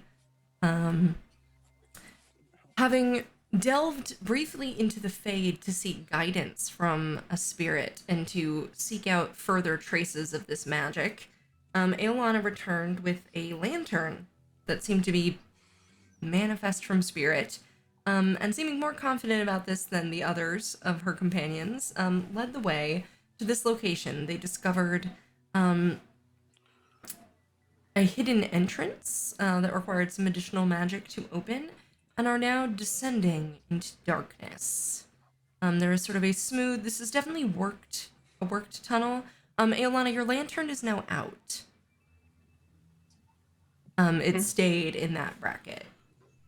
Yeah. Okay. And the lantern itself actually just sort of disappeared. Yeah, Aelana wishes she had a little bit of time to like write down some notes of the finer points of its design, but more think- important things at hand. I think Eva will light a regular torch Yeah, now as that you they're do, plunged in darkness. yeah, you can see, and the moonlight is streaming in at least for the first 10 feet or so. You can see this roughly worked stone, not quite steps, just sort of a slope, cobwebs hanging thickly, but clearly pushed aside recently, and there are tracks of footsteps, in the heavy dust on the floor leading down. Can you guys give me a quick marching order? I feel like Fiok might have moved to. I feel like Fiok might have moved to the front, Okay. not necessarily the front, but probably further up. She is, I don't know, a happy puppy right about now. This is exciting. We're gonna go see some gods. Maybe. The fate thing may or may not happen, but I just thought I should warn you all. It was depending on how we descended would be further up front, probably still maintaining that order with Aolana. Okay. You guys can also go 2 by 2 here if it's like Eva and Aolana and our beef stock in the back. Sorry, I can stop referring to your characters as that. I like Beef it. I don't boy. know. I think it fits. Yes, Hopper. No, I just had the weirdest moment where I couldn't remember what animal that just arbitrarily isn't in Thetis. Because for There's a long time, Many of them. many of them. Yeah, no, sorry. I arbitrarily decided cows didn't exist in my homebrew world, and then I just replace it with llamas every time. Chill. So you have llama boys? Thick, woolly boys. Oh, I meant like cowboys, except Oh, remind me to tell you about my hippo riding halfling. Good night, everybody. Witch Another time. cowboy. another time. Yeah, so you guys are walking down, the light from Eva's torch splashing off of the roughly hewn walls. You notice that as you go down a little further, they're beginning to get a little more well worked. And you can begin to hear, and yes, you have this in you, just someone chanting, echoing off the stone coming from further in. The tunnel begins to level out slightly, and you can see a chamber, and from within you can see a sort of awful, sickly red glow. Yeah, spear is already out. Does Aelana recognize the spell language? Yes, I mean it is a magical incantation of some sort. It's not one that you immediately recognize. Okay. And as you walk downward, you can see a couple of things. The first thing that I think all of you notice is this room has pillars, and on the far end there appears to be some sort of like statue standing over what looks like a sarcophagus. Sprawled on the steps that lead up to this, there is a body. It's a skeletal body. And it has just sort of reached up to the sarcophagus, and laying across the sarcophagus's top, you can see a sword.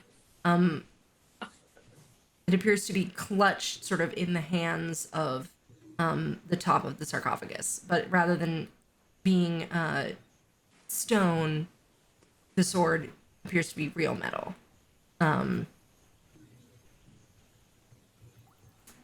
But between you and that, there's something else.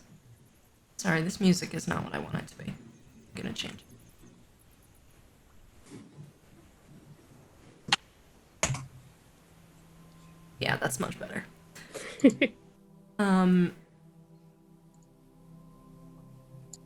Between you and that, there is carnage. Be the right word. You can see the bodies of what look to be 4 or 5 guards, men and women at arms, laid out, slaughtered. I say that not in the, like, cut down in the heat of battle sense, but clearly lined up in a purposeful way. Their throats and arms slashed open. Swirling, disorientating circles of blood are traced upon the floor, and within a circle where these lines of blood are glowing and pulsating with red light, you see 3 figures. 2 of them are slumped, either unconscious, asleep, or dead. It's hard to tell.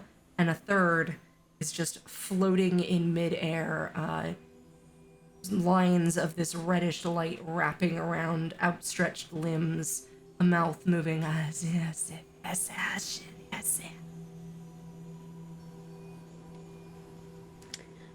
Nope. You can make me perception tests. Sure. Iolana, you're also welcome to make me either a magic test or an arcane lore test. Mhm. The magic would be blood magic, unsurprisingly. 17 arcane lore. I'm starting to get deeply upset at the things that I roll. 17 for perception. I notice it's bad and I hate it. If it's just regular perception, that's a 19. If it's hearing, that's a 21. Okay. There's not much necessarily to hear other than the chanting. So we'll just go with regular perception. And Joy, what did you roll? 11. Okay, so you see all of that. I think, Eva, you immediately recognize one of the 2 figures that is slumped. It's Princess Moira.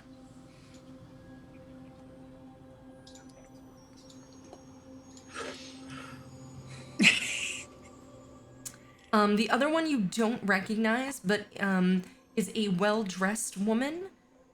She has blonde hair and is wearing a mask over most of her face, although it's slightly askew as she is sort of crumpled on the ground. You can also tell neither of them is dead. They just appear to be unconscious. And neither of them appears to be injured.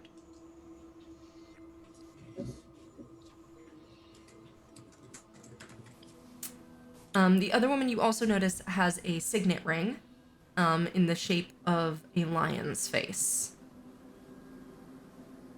which matches the imprint on the letter that you found.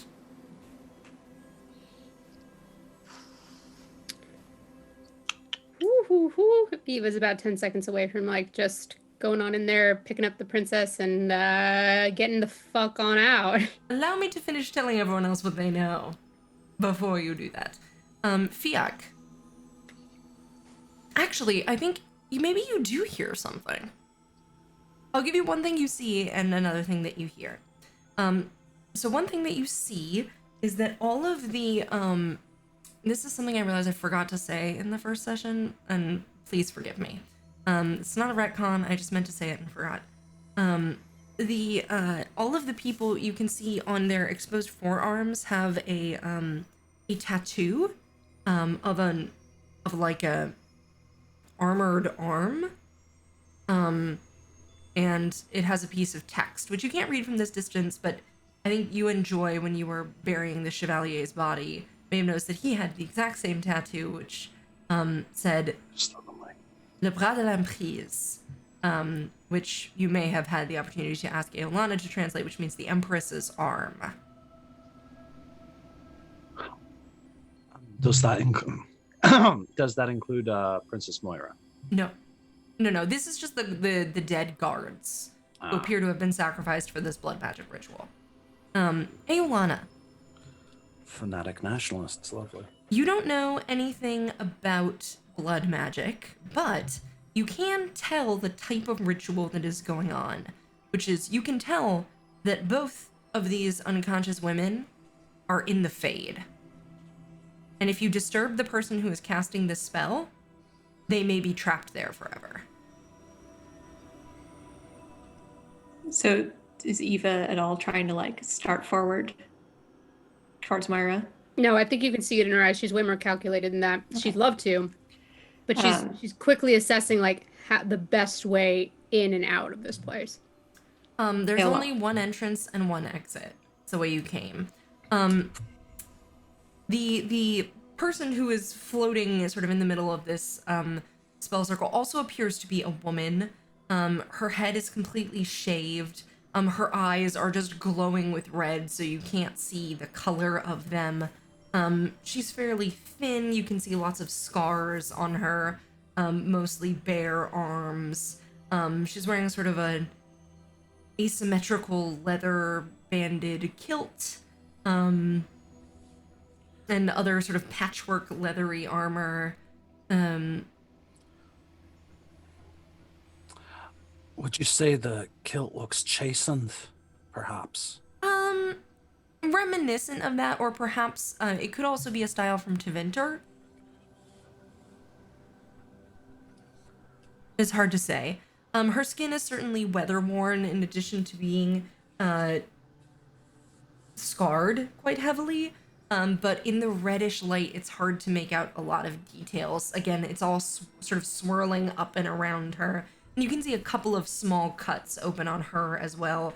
And even as you peer closer, you can see a couple of cuts on each of the two unconscious women.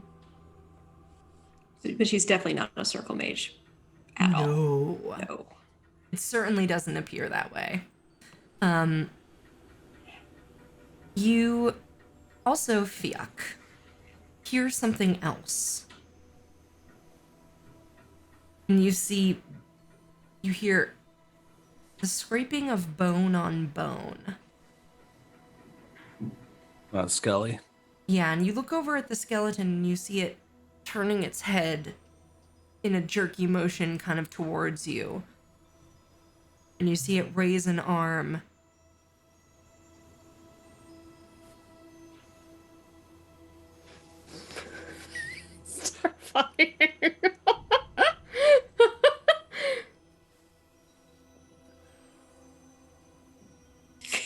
The Ark just holds up one massive hand and raises a fist and then gets everybody's attention and then just goes and points right at that.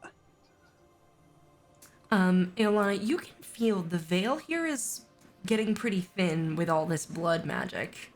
And as all of you watch, the skeleton climbs to its feet. It's completely skeletal, but is still dressed in remnants of what appear to be Ferelden armor. Joy, I think you would instantly recognize as it sort of is getting to its feet. The armor is fairly recent, definitely within the last 40 or 50 years. So nowhere near as old as this tomb. The thing that occurs to you, I think, is that it is like actual royal armor of the kind that probably hasn't been seen since the fall of King Vanadrin. That's whispering out. Wesley can't whisper well. That's a new skeleton. That newer than this tomb. 50 years tops. Probably royalty, maybe royal guard. Does that explain why it's moving? No, that's freaking me out though. Hopper can't whisper either. It begins walking towards you. It's not drawing any weapons. It's just sort of walking. But Eva don't trust like that. What would I think Joe would go with instincts here. What would you like? I guess he would know better than Wesley does. He would kneel to royalty. It's not royalty. Royal Guard is much more accurate. Okay, sure. Then he'll like stand at attention. Yeah, you salute. Yeah. And immediately the skeleton salutes back. Ooh, sorry, I just hit my mic. And He's sweating bullets, by the way. you hear it speak. It says, "You have fulfilled your promise. I am glad of it." And you recognize the voice, Aelana, as the voice of the Spirit of Valor. Oh, I hate this. Well, that would be Valor. Do you say that out loud? Yes. Fiak immediately takes a knee. What is wrong with all of you? Show some respect. This is a messenger of the gods. I am Don't no try- such thing. That's what they all say. I mean you no harm. But I have a duty to that woman in there, as I think to many of you. They are trapped within the other world. I fear that to disturb this vile sorcery would be to doom them to that, but I am no worker of magic.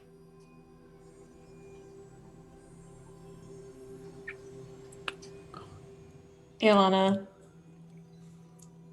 confirms what Valor has just said, that the magical ritual that is going on cannot be safely disturbed externally where we are right now.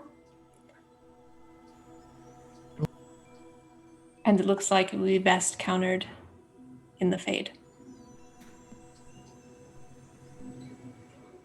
She looks at Valor and she goes, "Can you assist in getting my companions in with me?" No. No. Could we wait and just jump her when her ritual's done? Would that be too late? The ritual, I don't think that we want it to be complete. I think if the ritual is complete, Fiok's gonna look at the Mabari for guidance. The Mabari is just standing at the edge of the circle, whining. And kind of growling, almost like lifts up a paw to touch it and then recoils. And Valor says, "I have been in this place for a long time, but something was brought here. Something of vital importance. What is being done now risks corrupting that forever."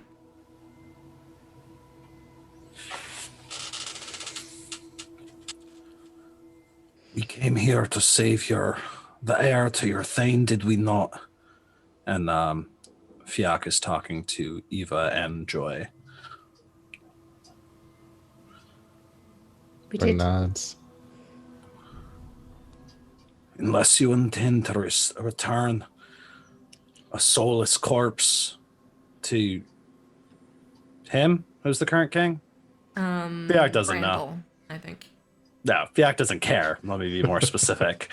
Just unless you intend to return a soulless corpse to him, then she kind of scratches like the scars. Like she's like actually said more than she normally does in like a week and like in like the past day. Then I do not see any other option but to push forward and end whatever this abomination is.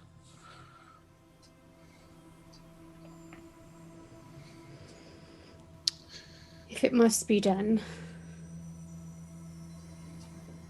How do we get in then? You have entered the world before. And the skeleton turns and looks at Aelana. I have, but You know to it's bring them. theoretically possible to bring other people with you. It's just more difficult. We can do it with the supplies we have. In this place, you wouldn't even need them. The veil is so thin. The veils and Ilana's thinking, and she's like, "Yeah, I mean, it's true. Elhuaran did say, and his seminal monograph. Yes, it should be possible. If you are all willing, I can't take you unwilling, at least not easily. She's mostly looking at Eva.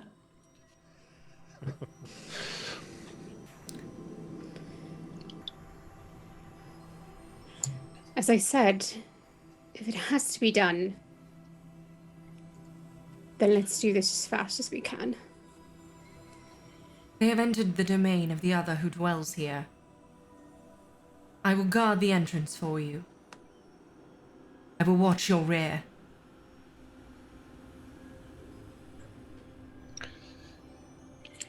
Same process, more or less. All right, so where is the least blood-soaked piece of ground to sit on? Probably the steps leading up to the sarcophagus. And as you guys go up there, you can see the stone that is clutched around the handle of his sword looks unnaturally sort of extruded, as if by magic. And you can see some efforts have been made to, like, chip away at it. And you can even see smears of blood, on the stone around the sword, as if someone was trying very hard to get it out, to no avail. And the sword itself seems to be reflecting light that isn't in the room. It's glowing with this sort of pure, soft white light, not reflecting the harsh red at all. I would wager that would be King Kellenhead's sword.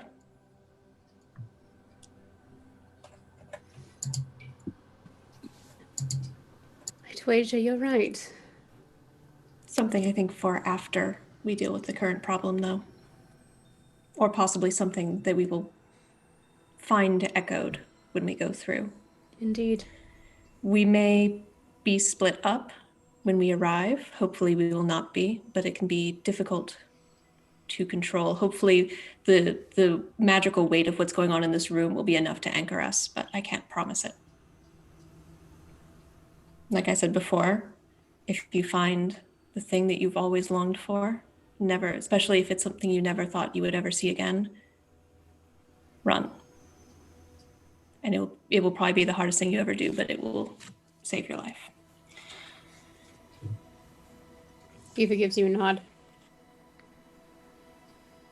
The spirit in the skeleton sort of picks up a sword and turns with its back to all of you, sort of standing at attention in a guard position. It turns kind of over the shoulder a little bit too far to be entirely comfortable, like the head turning just a little too much. It says, "Remember, there is always a chance.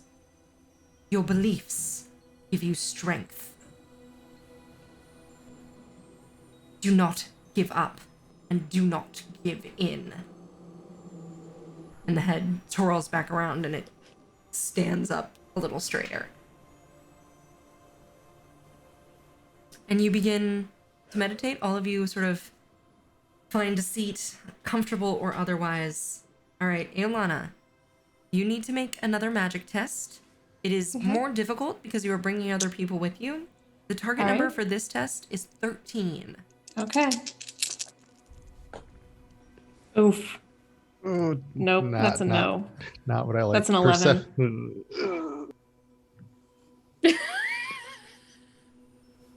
All right, here's what's gonna happen. All these playing these characters has been fun. It's been a pleasure, guys. Oh, it's gonna work. Oh no. But Who wants to go first? Joe will go first. All right.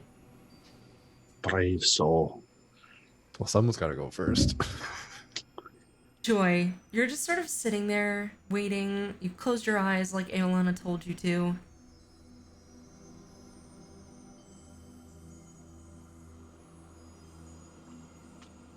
You open them and you can see there's something different about this room. You can't quite put your finger on it. And then you realize, oh, the ritual is gone. All those people, all that blood, it's just gone. But there's somebody standing in the middle of the room facing away from you. Somebody you recognize. Tell me who it is.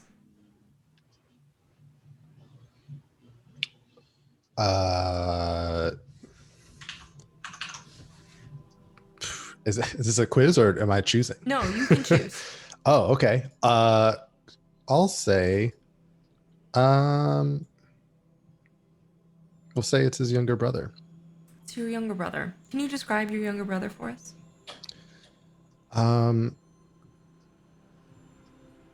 Yeah. Bit of an extrapolation because Joy hasn't seen his younger brother since he was forced to go to a circle. So I guess it's probably what he imagines his brother to look like now. Yeah, and it's a little kind of, I think, fuzzier and easier to extrapolate because he's facing away from you. Sure, right. But I guess in his mind, his brother would look like tall. Even growing up, was a little taller than Joy, even though he was the younger brother. Real lanky. At the time, always had like really shaggy hair. Probably a little neater now. Deep brown eyes.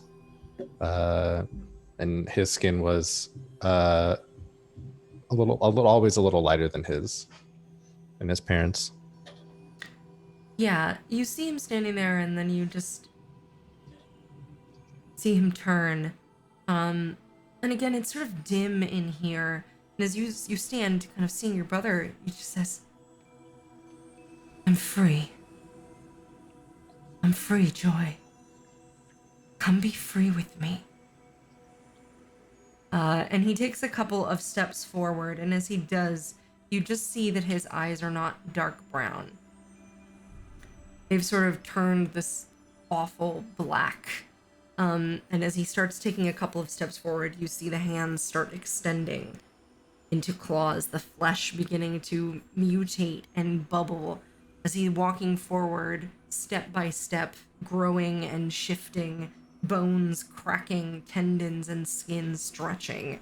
As you hear, "I'm free." And you see him turning into an abomination, lurching towards you. I think so. I think what Joy would do is when he like turns and says he's free, I think Joy will take like a one step back and then freeze. And then as maybe even a little too late, or for a little too long, we'll stay frozen until like it kicks in and he can like, I'll say vaguely remember Aelana's warning. And then he won't run away, but he'll like be back. Like he's not gonna turn and run. He's just gonna like backpedal as fast as he can. I don't think he wants to take his eyes off it. Yeah, you start moving backwards. You move back. You can see there's the sarcophagus, this shining sword sitting on top of it.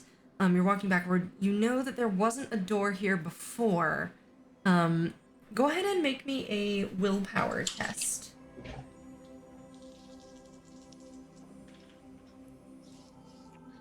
Ooh, good roll. No, not 15. 12. 17. 17. You feel your back hit the wall and you sidle along it for a minute as this abomination that was your brother kind of steps forward going, "Come with me." Kind of reaching out, its fingers almost close around your face. It's now much taller than you. Kind of a mockery of that difference between you and your brother. But you feel your hand behind you close on what feels like a door handle. You know there wasn't one there before. There also wasn't, I think in the moment, Joy will go, well, there wasn't a lantern before, and he'll turn it. Yeah, you turn it, open the door, step through and slam it. For a moment, you hear something thud into the other side and then nothing. What do I see where I am now? You see an arena. But we'll come back to you. Okay. Who wants to go next?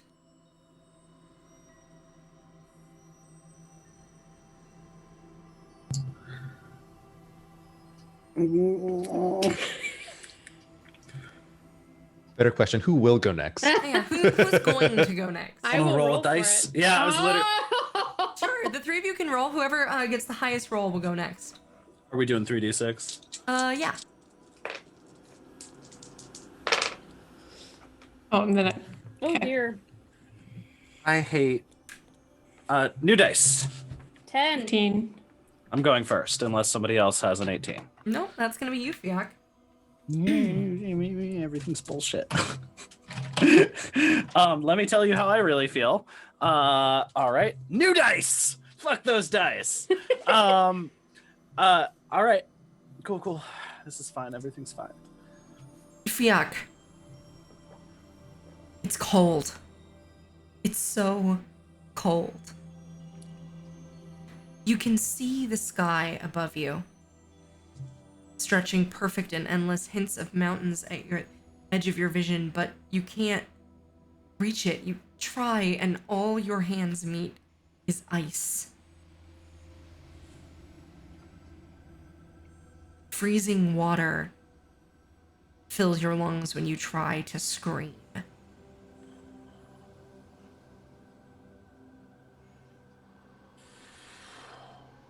You're trapped beneath the surface of a frozen lake.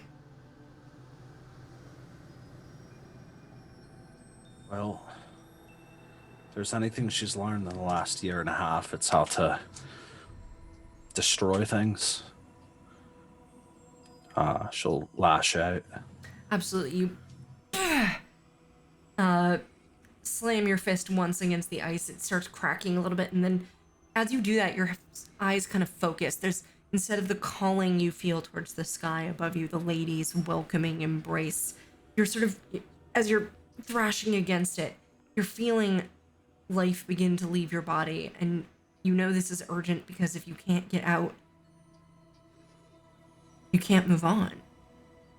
You slam your fist again, and your focus changes to the reflection of your own face in the ice. Only it's not your face.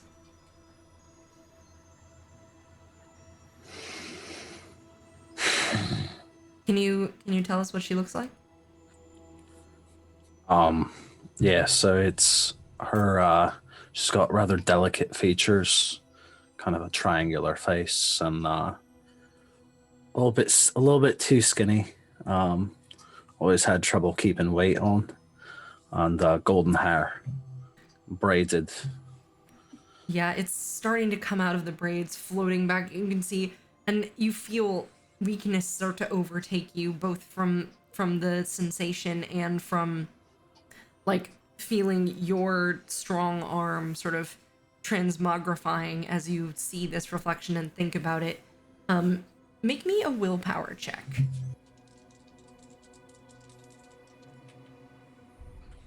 All right, that's good. That's double sixes and a 2 plus 2, so Nice. 16. Yeah, you focus, you bring your own arm back, and you're about to punch. You know one or two more is going to do it. You're almost out of air. But as you're looking back at the reflection, which is still distorted, you just see you did this to me. This is your fault. Don't leave me alone. Please. Not again.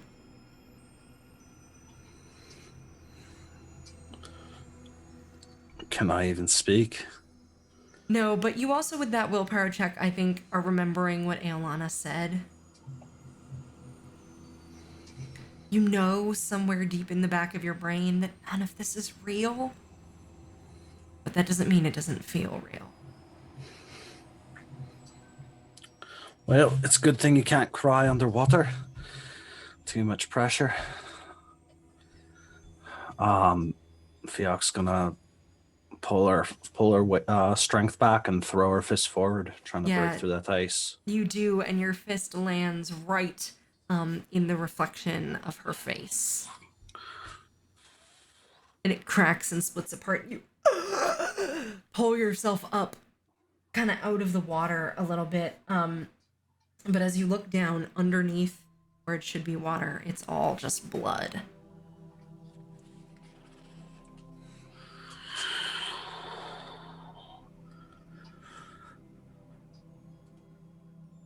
As you pull yourself out, after a few kind of pulls of your hands, you realize that your hands aren't on ice anymore. They're on some sort of dirt or sand, and you're pulling yourself along the floor of what appears to be an arena.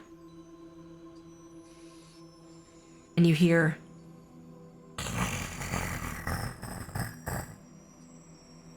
something growl.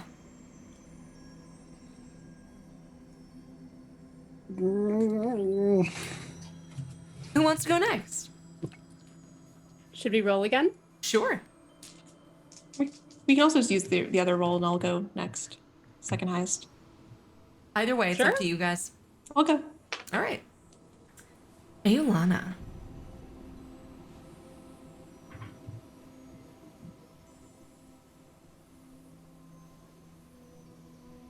You are standing on the balcony of a tower, looking down.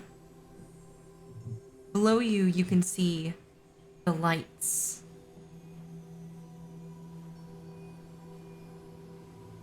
They're not like campfire lights. They're the glowing eyes of demons, gathered expectantly around the base of your tower. And it takes you a moment to realize that they're all looking up, expectantly, waiting for something.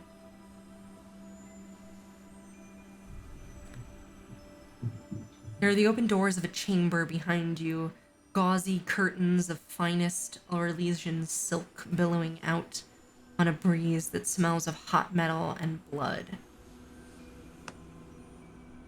You can feel yourself dressed in some sort of ornate robes. In your hand, you realize there's a staff.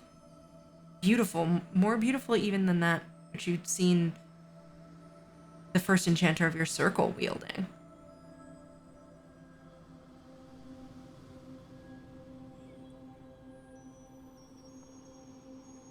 And the crystal in the staff is glowing with 1,000 pinpricks of light.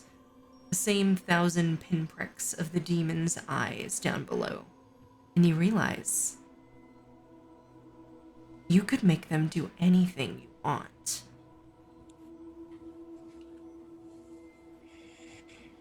They're just waiting for you.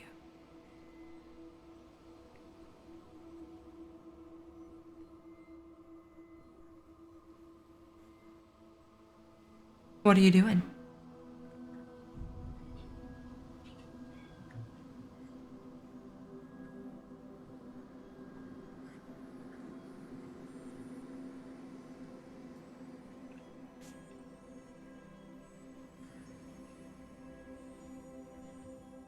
Aolana does not feel scared right now.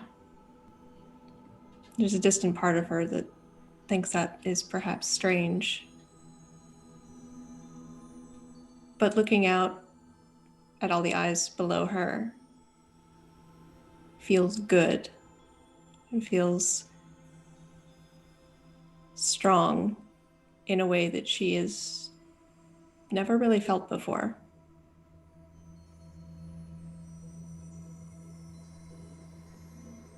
So I think she's going to actually walk closer to the balcony. You do, and you can hear a set of footsteps sort of behind you. You can't seem to tear your eyes away from looking down, but you just hear, "My lady, they await your command."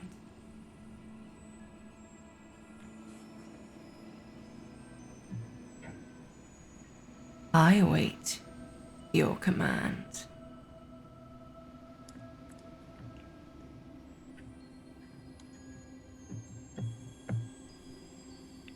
We've accomplished so much together already, but think of what we could do.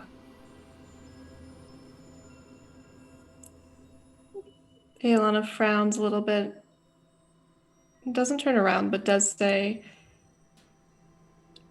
I only wanted a very small life.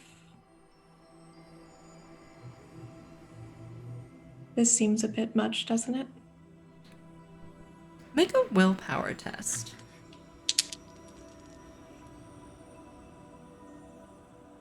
18.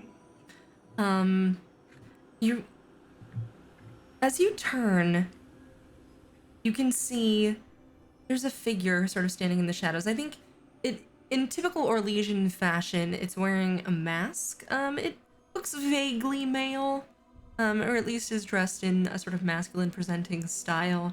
But as you take a couple of steps forward, I think you inherently know that this is the manifestation of a powerful spirit.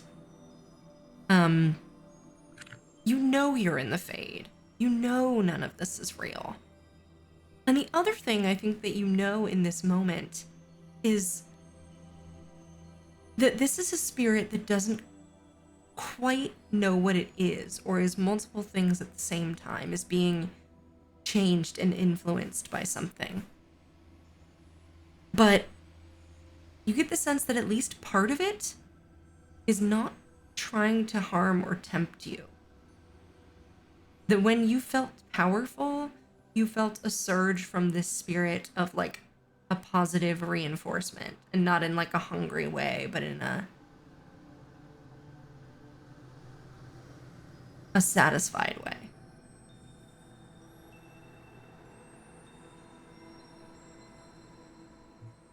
And as you sort of look at it, you see it sort of shimmer through several kind of permutations of this weird Orlesian garb. And the voice changes and the figure changes and it says, "Go, quickly. Help me. Help her. And remember, there is always a chance for something better."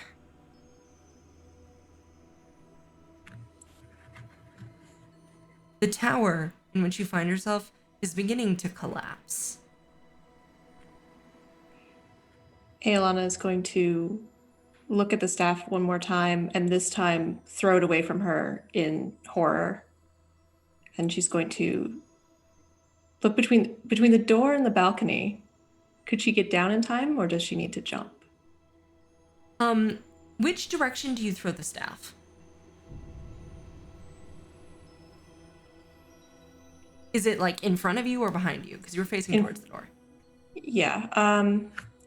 More to the side, honestly, just sort of, like a disgust sort of. Yeah, She doesn't want to look down, at it anymore. You're looking between the door and the balcony, and where the staff strikes the ground, it begins to writhe and bubble, and then rises up in the form of a massive serpent, which is about to strike you.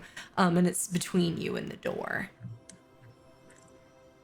Aelana is going to run for the balcony then.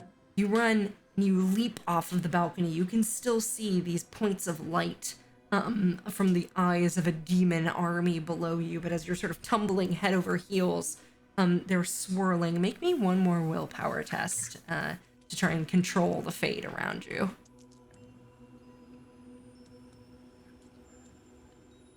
11. All right. You land hard on your back on something. You take 2 points of damage. I think Joy, from where you are, across from you on the sort of stands of this arena, you see falling out of apparently the sky, Aolana just land hard. But then kind of sit up, sputtering and coughing. And last but not least,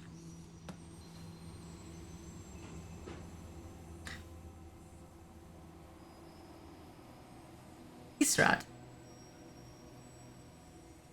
You are also, as you open your eyes, still at least somewhat in the room that you left. In fact, at first you're not entirely sure that anything happened. But as you look around you, all of these people that you brought with you here, they're dead. The magic is gone. The mage is also gone. The blood mage vanished. And in the circle you see both Princess Moira, but instead of a figure, well, or rather you see the figure you saw before but different. The lion mask has fallen off. And it never should have fit properly in the first place because the other figure has horns and graying skin. Someone you recognize instantly.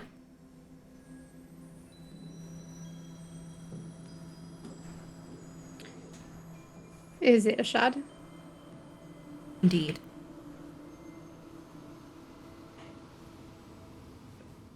There's an instance where Eva looks like she's going to step forward and stops herself. I have a self-discipline focus. And I think I can recall both from my teachings as well as Aelana's warnings about the Fade and magic. And that step forward becomes a step back as I give this, whatever it is, a very impassive stare. You step backward against the bulk of someone very tall. And you see a female Kunari, her arms crossed, dressed beautifully in the style of a Tamasaran. And she looks down at you, disappointment and disgust clear on her face. She says, I don't even know what to call you anymore. Clearly the last assignment was incorrect. There is no place for you. You have no use. You have failed.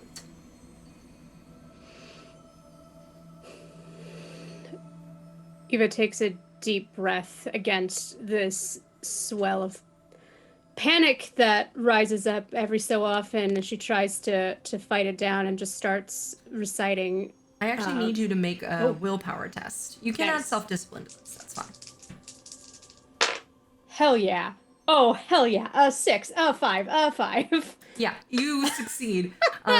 Wait, can I say the total though? Because Please. it's wild. Okay. 21. Nice. Yeah, you're like, this is not real. It's not how this works. Literally, I'm just reciting Shok Ebesi Tisra, Murad Astarit, Murad Itwasit, Abana Kyun, Murad Shokra, Anan Isam Kyun. And the Tamasaran just says, those words do not belong in your mouth. You are not of the Kyun. You have brought us nothing but shame. But every time you're looking at this Tamasaran now, you realize she looks a little different.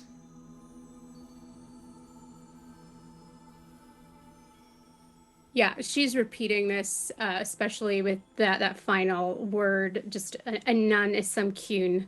As she's like backing up, I think she feels for a dagger, and she's just like, whatever this thing is, it's not one of her Tamasaran, and that is not Ishad, and she's just Katara Baz. You're backing up, and the room just begins to fill with Kunari.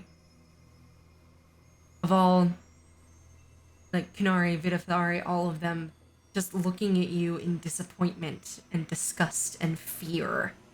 The voices grow into a loud cacophony, but you're drowning them out with your repetition of this litany, and as you back towards the entrance, your foot hits not the upward slope of the tunnel. You stumble momentarily as you step downward, onto a step, and another. And finally, you take your eyes off of the swarm of Kunari and turn back, and you can see below you, Fiok kind of crawling across the dirt of what appears to be some sort of fighting pit. And stalking behind her, a massive creature. It has golden fur, a curling mane, massive claws and teeth. I don't know if any of you have ever actually in person seen a lion, but you've probably seen drawings of them. At the very least, or heraldry of them. You're unable to recognize this creature as being a lion, but it is massive. And all four of you kind of realize for a moment, and Eva, you turn back, and the archway through which you came is just gone. She like glares at it and almost like gives like this very self-satisfied nod, like, hell yeah, pass that motherfucking test. All of you turn, and you can see lying in the sand of this fighting pit alongside the lion, which has some scratches on it, is a also quite large, but not quite as large, Mobari. It is clearly wounded and bleeding out.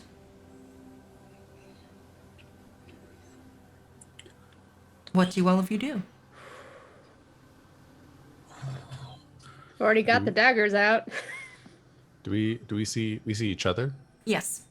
You all see each other at this point. Aolana, you kind of see the others as you sit up and get your breath back. Yeah, you probably see that Fiok has gotten up to her knees. She's not crawling, but she is fucking just ugly crying. Like real bad. And kind of pawing around pretty blindly for weapons, but does not seem to be good to go.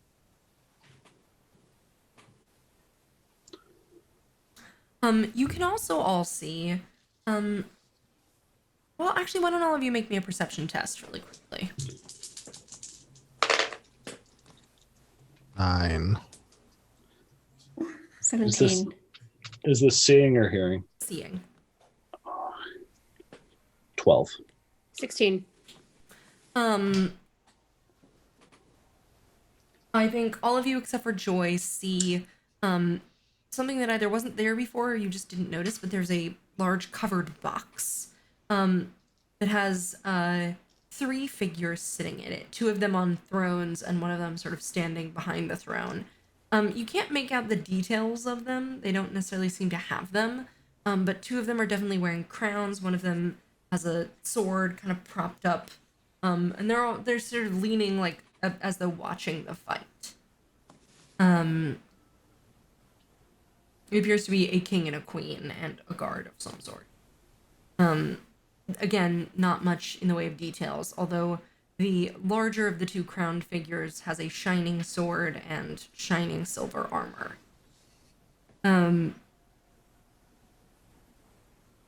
Aolana, I think you recognize that all 3 of these figures are one spirit. Manifesting. And you catch flickers of like that bright silvery light being kind of chased and marbled by this kind of black, almost like, you know, the tarnish that comes on silver, kind of like that. And you recognize the spirit that spoke to you. And that same sort of shifting, battled, unfixed nature. This is definitely something new. I wonder if anyone's written about it. I think what you know, and actually you rolled really well last time, so what I'll tell you is, you know that spirits are affected by the feelings of real people and the actions of real people. Your guess would be is this is a spirit that is being affected by the blood magic somehow. And possibly by the 2 people who are unconscious and at the blood possibly mage's by the feet. 4 of you. All right.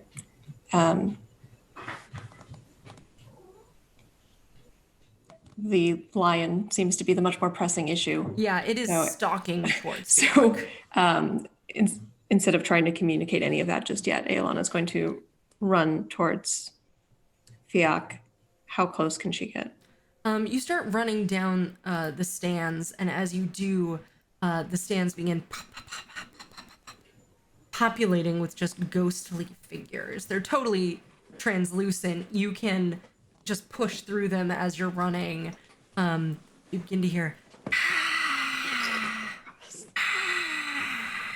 Gladiator battle. Gladiator battle. and you just see the lion roars. And kind of as it does, you can also see it flicker for a moment to just be this like golden armored woman standing wielding daggers and kind of cheering the crowd, cheering her on. You can see she's wearing a horribly ostentatious crown. Oh man, I think seeing Aelana take off her Fiok, Eva is close behind. I think she's actually sheathing the dagger in favor of her bow at this point, given their distance. She's like knocking it and is like I'm so sick and tired of this. Like, Does Aelana actually have her normal staff again, or did it get thrown away when she threw away the No, scary stuff? you have it. You're again. Okay. This is all in your mind. So Okay. Just wanted to make sure. imagination. it's imagination. So God, I hate this music. Sorry, I need to. Each of you tell me one thing that you are doing now. Running over to give cover to Aelana and Fiok, because I see this lion as an imminent threat. Yeah. Joy, what are you doing? I'll say, yeah, I think Joy is going to move up as well. Shield out. Possibly try to get on the other side of Fiok if he can do it fast enough. Sure, you're like dropping down into the pit. Yeah. Okay. All right. And Fiok, you've rolled to your feet. You're pulling out, I assume, your axe. Yeah, I kind of imagine it flickers a little bit since this is the fade, and you probably see it. It looks kind of like a lot like a big fuck off or Legion great sword actually before it flickers back into the axe that she usually totes, and she is going to just kind of very calmly walk towards this figure, Absolutely. still sobbing Yeah. a you're- lot. And the lion, both feet back down on the ground, and just is going to charge you. We are going to do one action for each person, just to cap this off. So we see the lion pounding through the sand towards Fiok, just because you were the person who landed in the arena. Joy hops down, kind of spear and shield, running across the dirt sort of fountaining up. Eva runs down, drawing a bow. Aelana, you're dropping down to get a little closer as the stands fill with spirits. And slowly on the other side of the arena, sorry, blood is pumping out of the Mabari and into the sand. And you see the kingly-looking figure stand, and a horn appears from nowhere, and you just hear. Let's get ready to rumble. We're just gonna do this by order of people's dexterity. Does that have shit. higher than a 4? I have a 4. Okay. Also a 4. Okay. Just for shits and giggles, I'm gonna have the lion go first. Boise. It also has a 4. So it is going to run towards Fiok and swipe at her with its claws. Can I do math? Hold on, sorry. I can do math. That's no stunts. More's the pity, but it is 19. Yeah, it Sorry, hits. 20. No, That 19. still I lied. hits. All right. Continues to hit. That is 12 points of damage. All right, that's reduced by 4 thanks to my handy dandy Slashing armor. across. Yeah, you see it rear up, kind of land heavily on you to try and knock you prone, but you just kind of shove it backward.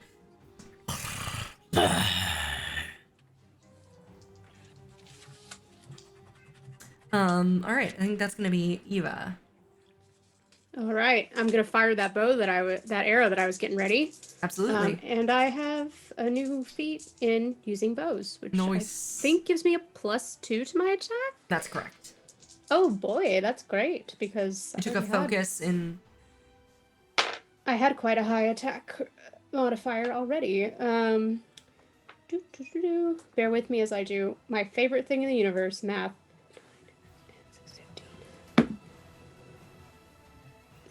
Will a 17 hit? Yeah. Amazing. Oh yeah. For sure. It is not wearing any armor, so Ooh. because it's a lion. 6 points of damage. Very nice. Okay. Yeah, the arrow sinks into it and you hear it and just kind of flicker over at you, and you see the eyes and the face kind of flicker, and you just see a woman's face staring at you with contempt.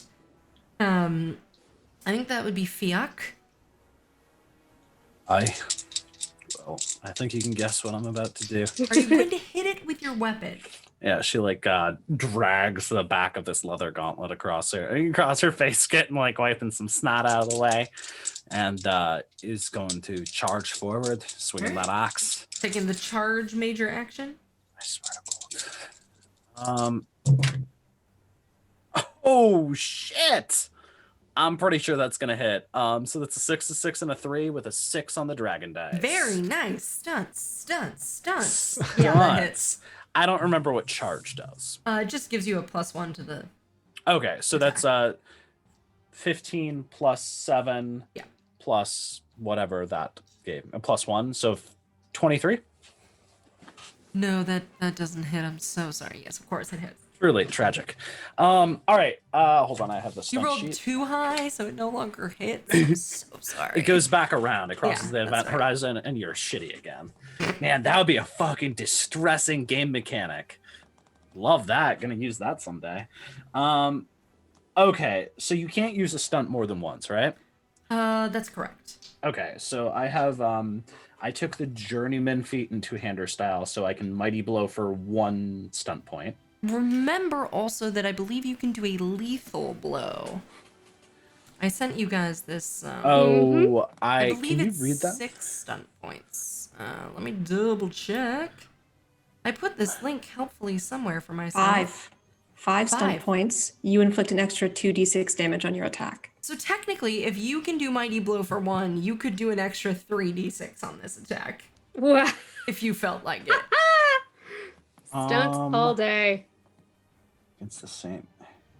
If you roll doubles, I'm wondering if it's actually more. No, yeah. I'm trying to think if anything else would be better, but yeah, no. Okay, I'll do mighty blow and lethal blow. Awesome. Haha. All right, I'm gonna give these little Fuck it up. shits another chance. That's gonna be So I'm adding 4d6. Is that 3. correct? You had 3. I'm adding 3d6. Okay. And okay, so I'm rolling 6d6. And that's the end of the fight. I mean, not quite as good. Also, I'm banishing the fuck dice back to the oblivion. I have to come up with a brand new thing for us to do next week. Oh, So that's I got 12, 18, 20, 21. Very nice.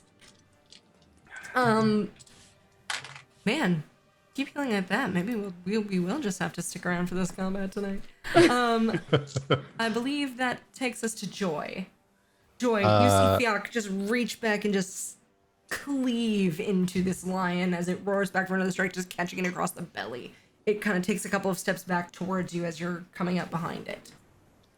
Oh, would I be close enough to charge, or would I need to run to get there? No, I Because think if you- I need to run, I'll do the action to run. Joy wants to So- make sure that he's in there. Depending how close, I can also knock him. I can knock the lion back 2 yards if that would help. Not anymore. You used all your Oh. stun points. No, that's not a stun point. That's an ability from Journey. That's the We'll novice ability. We'll say that's just what happens, which makes it close enough for you to charge. Okay, then Yeah, Joy you just will. send it sprawling backwards. Joy with will. that Joy will charge. phenomenal blow, yeah. And you seeing your opening charge and do the like, I'm imagining like a cool like Sparta jump to come down with the spear. Well, let's see what the roll is before I decide if I'm gonna jump or not. Fair enough. Come on, we're in an arena. Ooh, nice. Triple fours. Woo! +4. That'll do it. Yeah, that'll do it. Yeah. So, So, poof. oh geez, gotta go look at the So stuff. you got 4 stun points.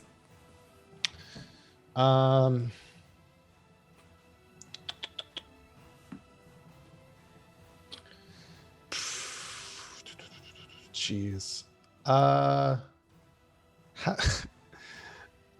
Does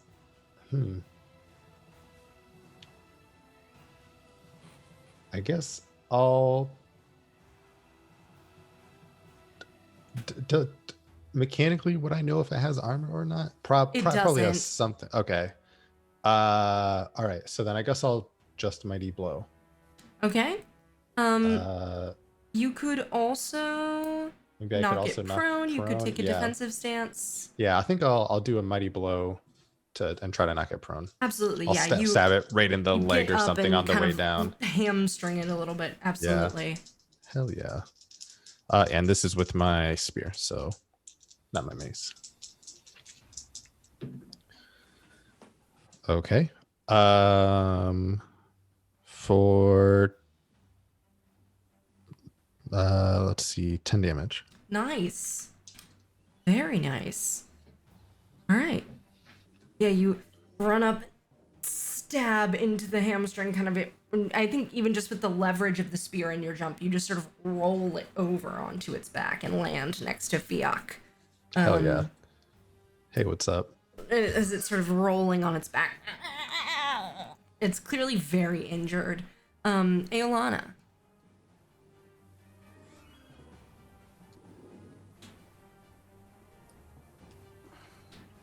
Mage noises intensify.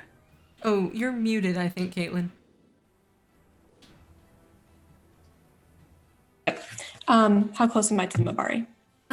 You could run over there if you kind of jump down. I'm going to do that. Okay. Yeah, you. And I'm going to Yeah, you use Try your and fix minor some of the action to damage. Move, kind of jump down, roll a little bit in the dirt. It's not going to hurt you, but it's not going to be very. doesn't matter as long as I can get a hand on its on its flank or paw or something. Yeah, as you kind of roll over to it and just reach out a paw, reach out a hand to its paw. You also, as you touch it, it kind of flickers, and you can see between the overly large Mabari, it also flickers to the form of a teenage girl with long blonde hair. All right. I'm going to cast a 3 MP heal spell, or at least attempt to. So target number is 10. Yeah, handily past that. So there's no opposing touch. So Mabari gets 3d6 health back. 10 health. You feel it sort of wash over, and you see the wounds begin to close, but the eyes don't open.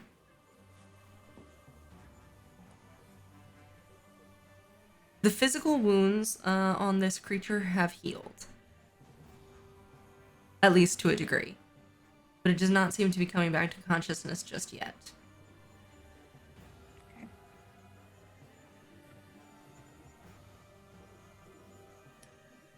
However, you get the sense that it's not in danger of slipping away beyond this place. So Aelana is going to maybe not get up quite yet, but is going to set her eyes on the fight. Absolutely. I think we're pretty close to this. Do you guys want to go one more round? I know it's a little late. We can stop it here. It's up to you guys. One more? We'll do it quick, I promise. All right, one more. Okay. Smashy. All right, so the lion is going to rear forward. I think probably still go for Fiat, because boy, that hurt. Come on, stunts. Ooh, yes. That's what I'm talking about. 22 to hit? Yeah, no, that just doesn't. I have this super cool ability that's called I die. Yeah, 22 hits. Okay. So, with its claws, it rakes forward, dealing you 12 points of damage, and is going to do a quick bite using 2 of its stunt points. Also against you, because that's how it has to be.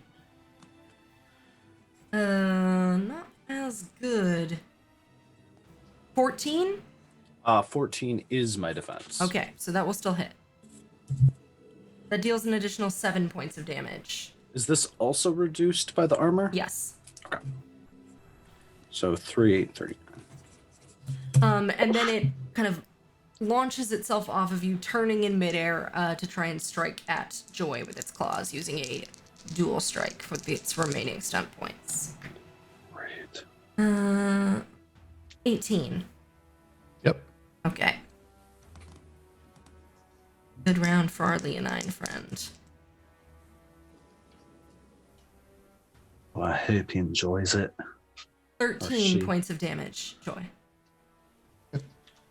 As it kind of mauls into Fiat, biting her, throwing her away, turning and swiping out at Joy with its back claws, just sort of rolling to its feet. You all see sand and blood fountaining in every direction. Eva. Yeah, I am gonna fire off another shot. Absolutely. Take that minor action to reload. Is anyone adjacent to Both Fiat and Joy. backstab time? Yeah.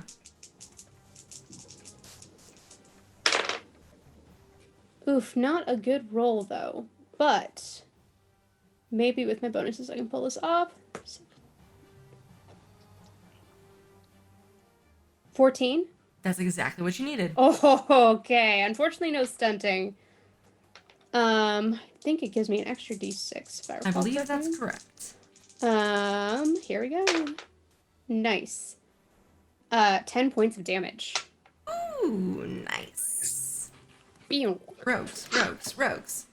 All right, Fiat. Misbehaving maiden dice treated me well.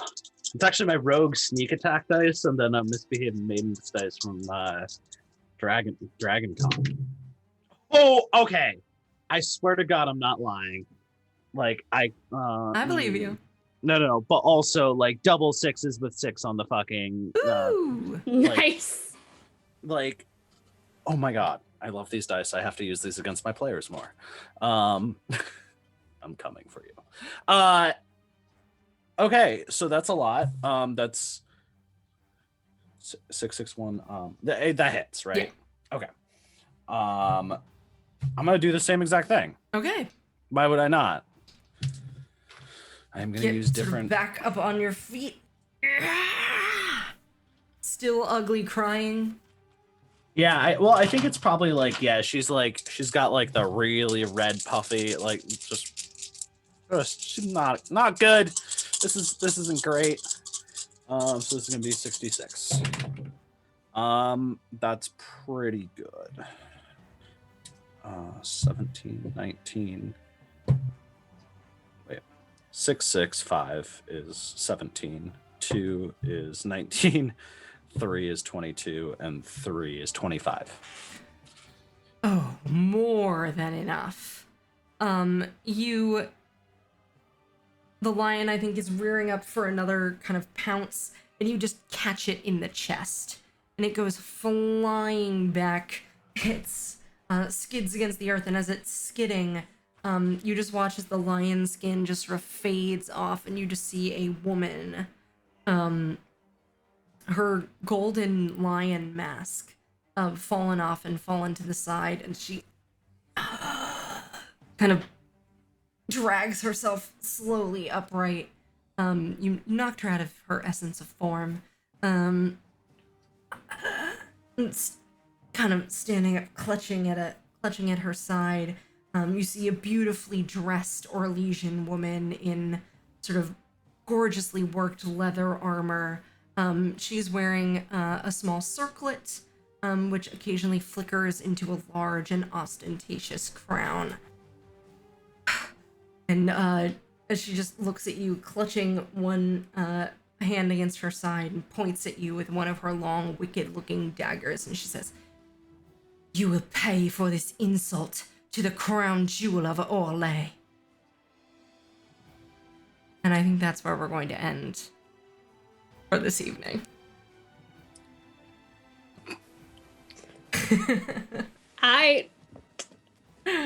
Thank you, everybody, for sticking around with us for this weird adventure in the Fade. We will be back with the conclusion of our Dragon Age flight next week. But until then, please check out all of our great programming here on Manapot, and be sure to stick around for our raid. Players, anything you want to say before we sign off with our lovely viewers? Yeah, super quick shout out. This Sunday is going to be our penultimate episode of a lovely little interlude story that we're playing called Hearthward Bound, where myself as well as Hopper we're a part of the cast. Words are failing me clearly. It's past 11 o'clock. We're all playing animal companions that are trying to get back to their druid masters. It's very sweet and very fun. You can join us this Sunday at 4:30 p.m. Eastern Time. Again, it'll be the penultimate, so there's this one, and then there'll be the finale on December 6th. Wonderful. All right. Thank you so much for sticking around, everybody, and until next week, Dareth Shiral.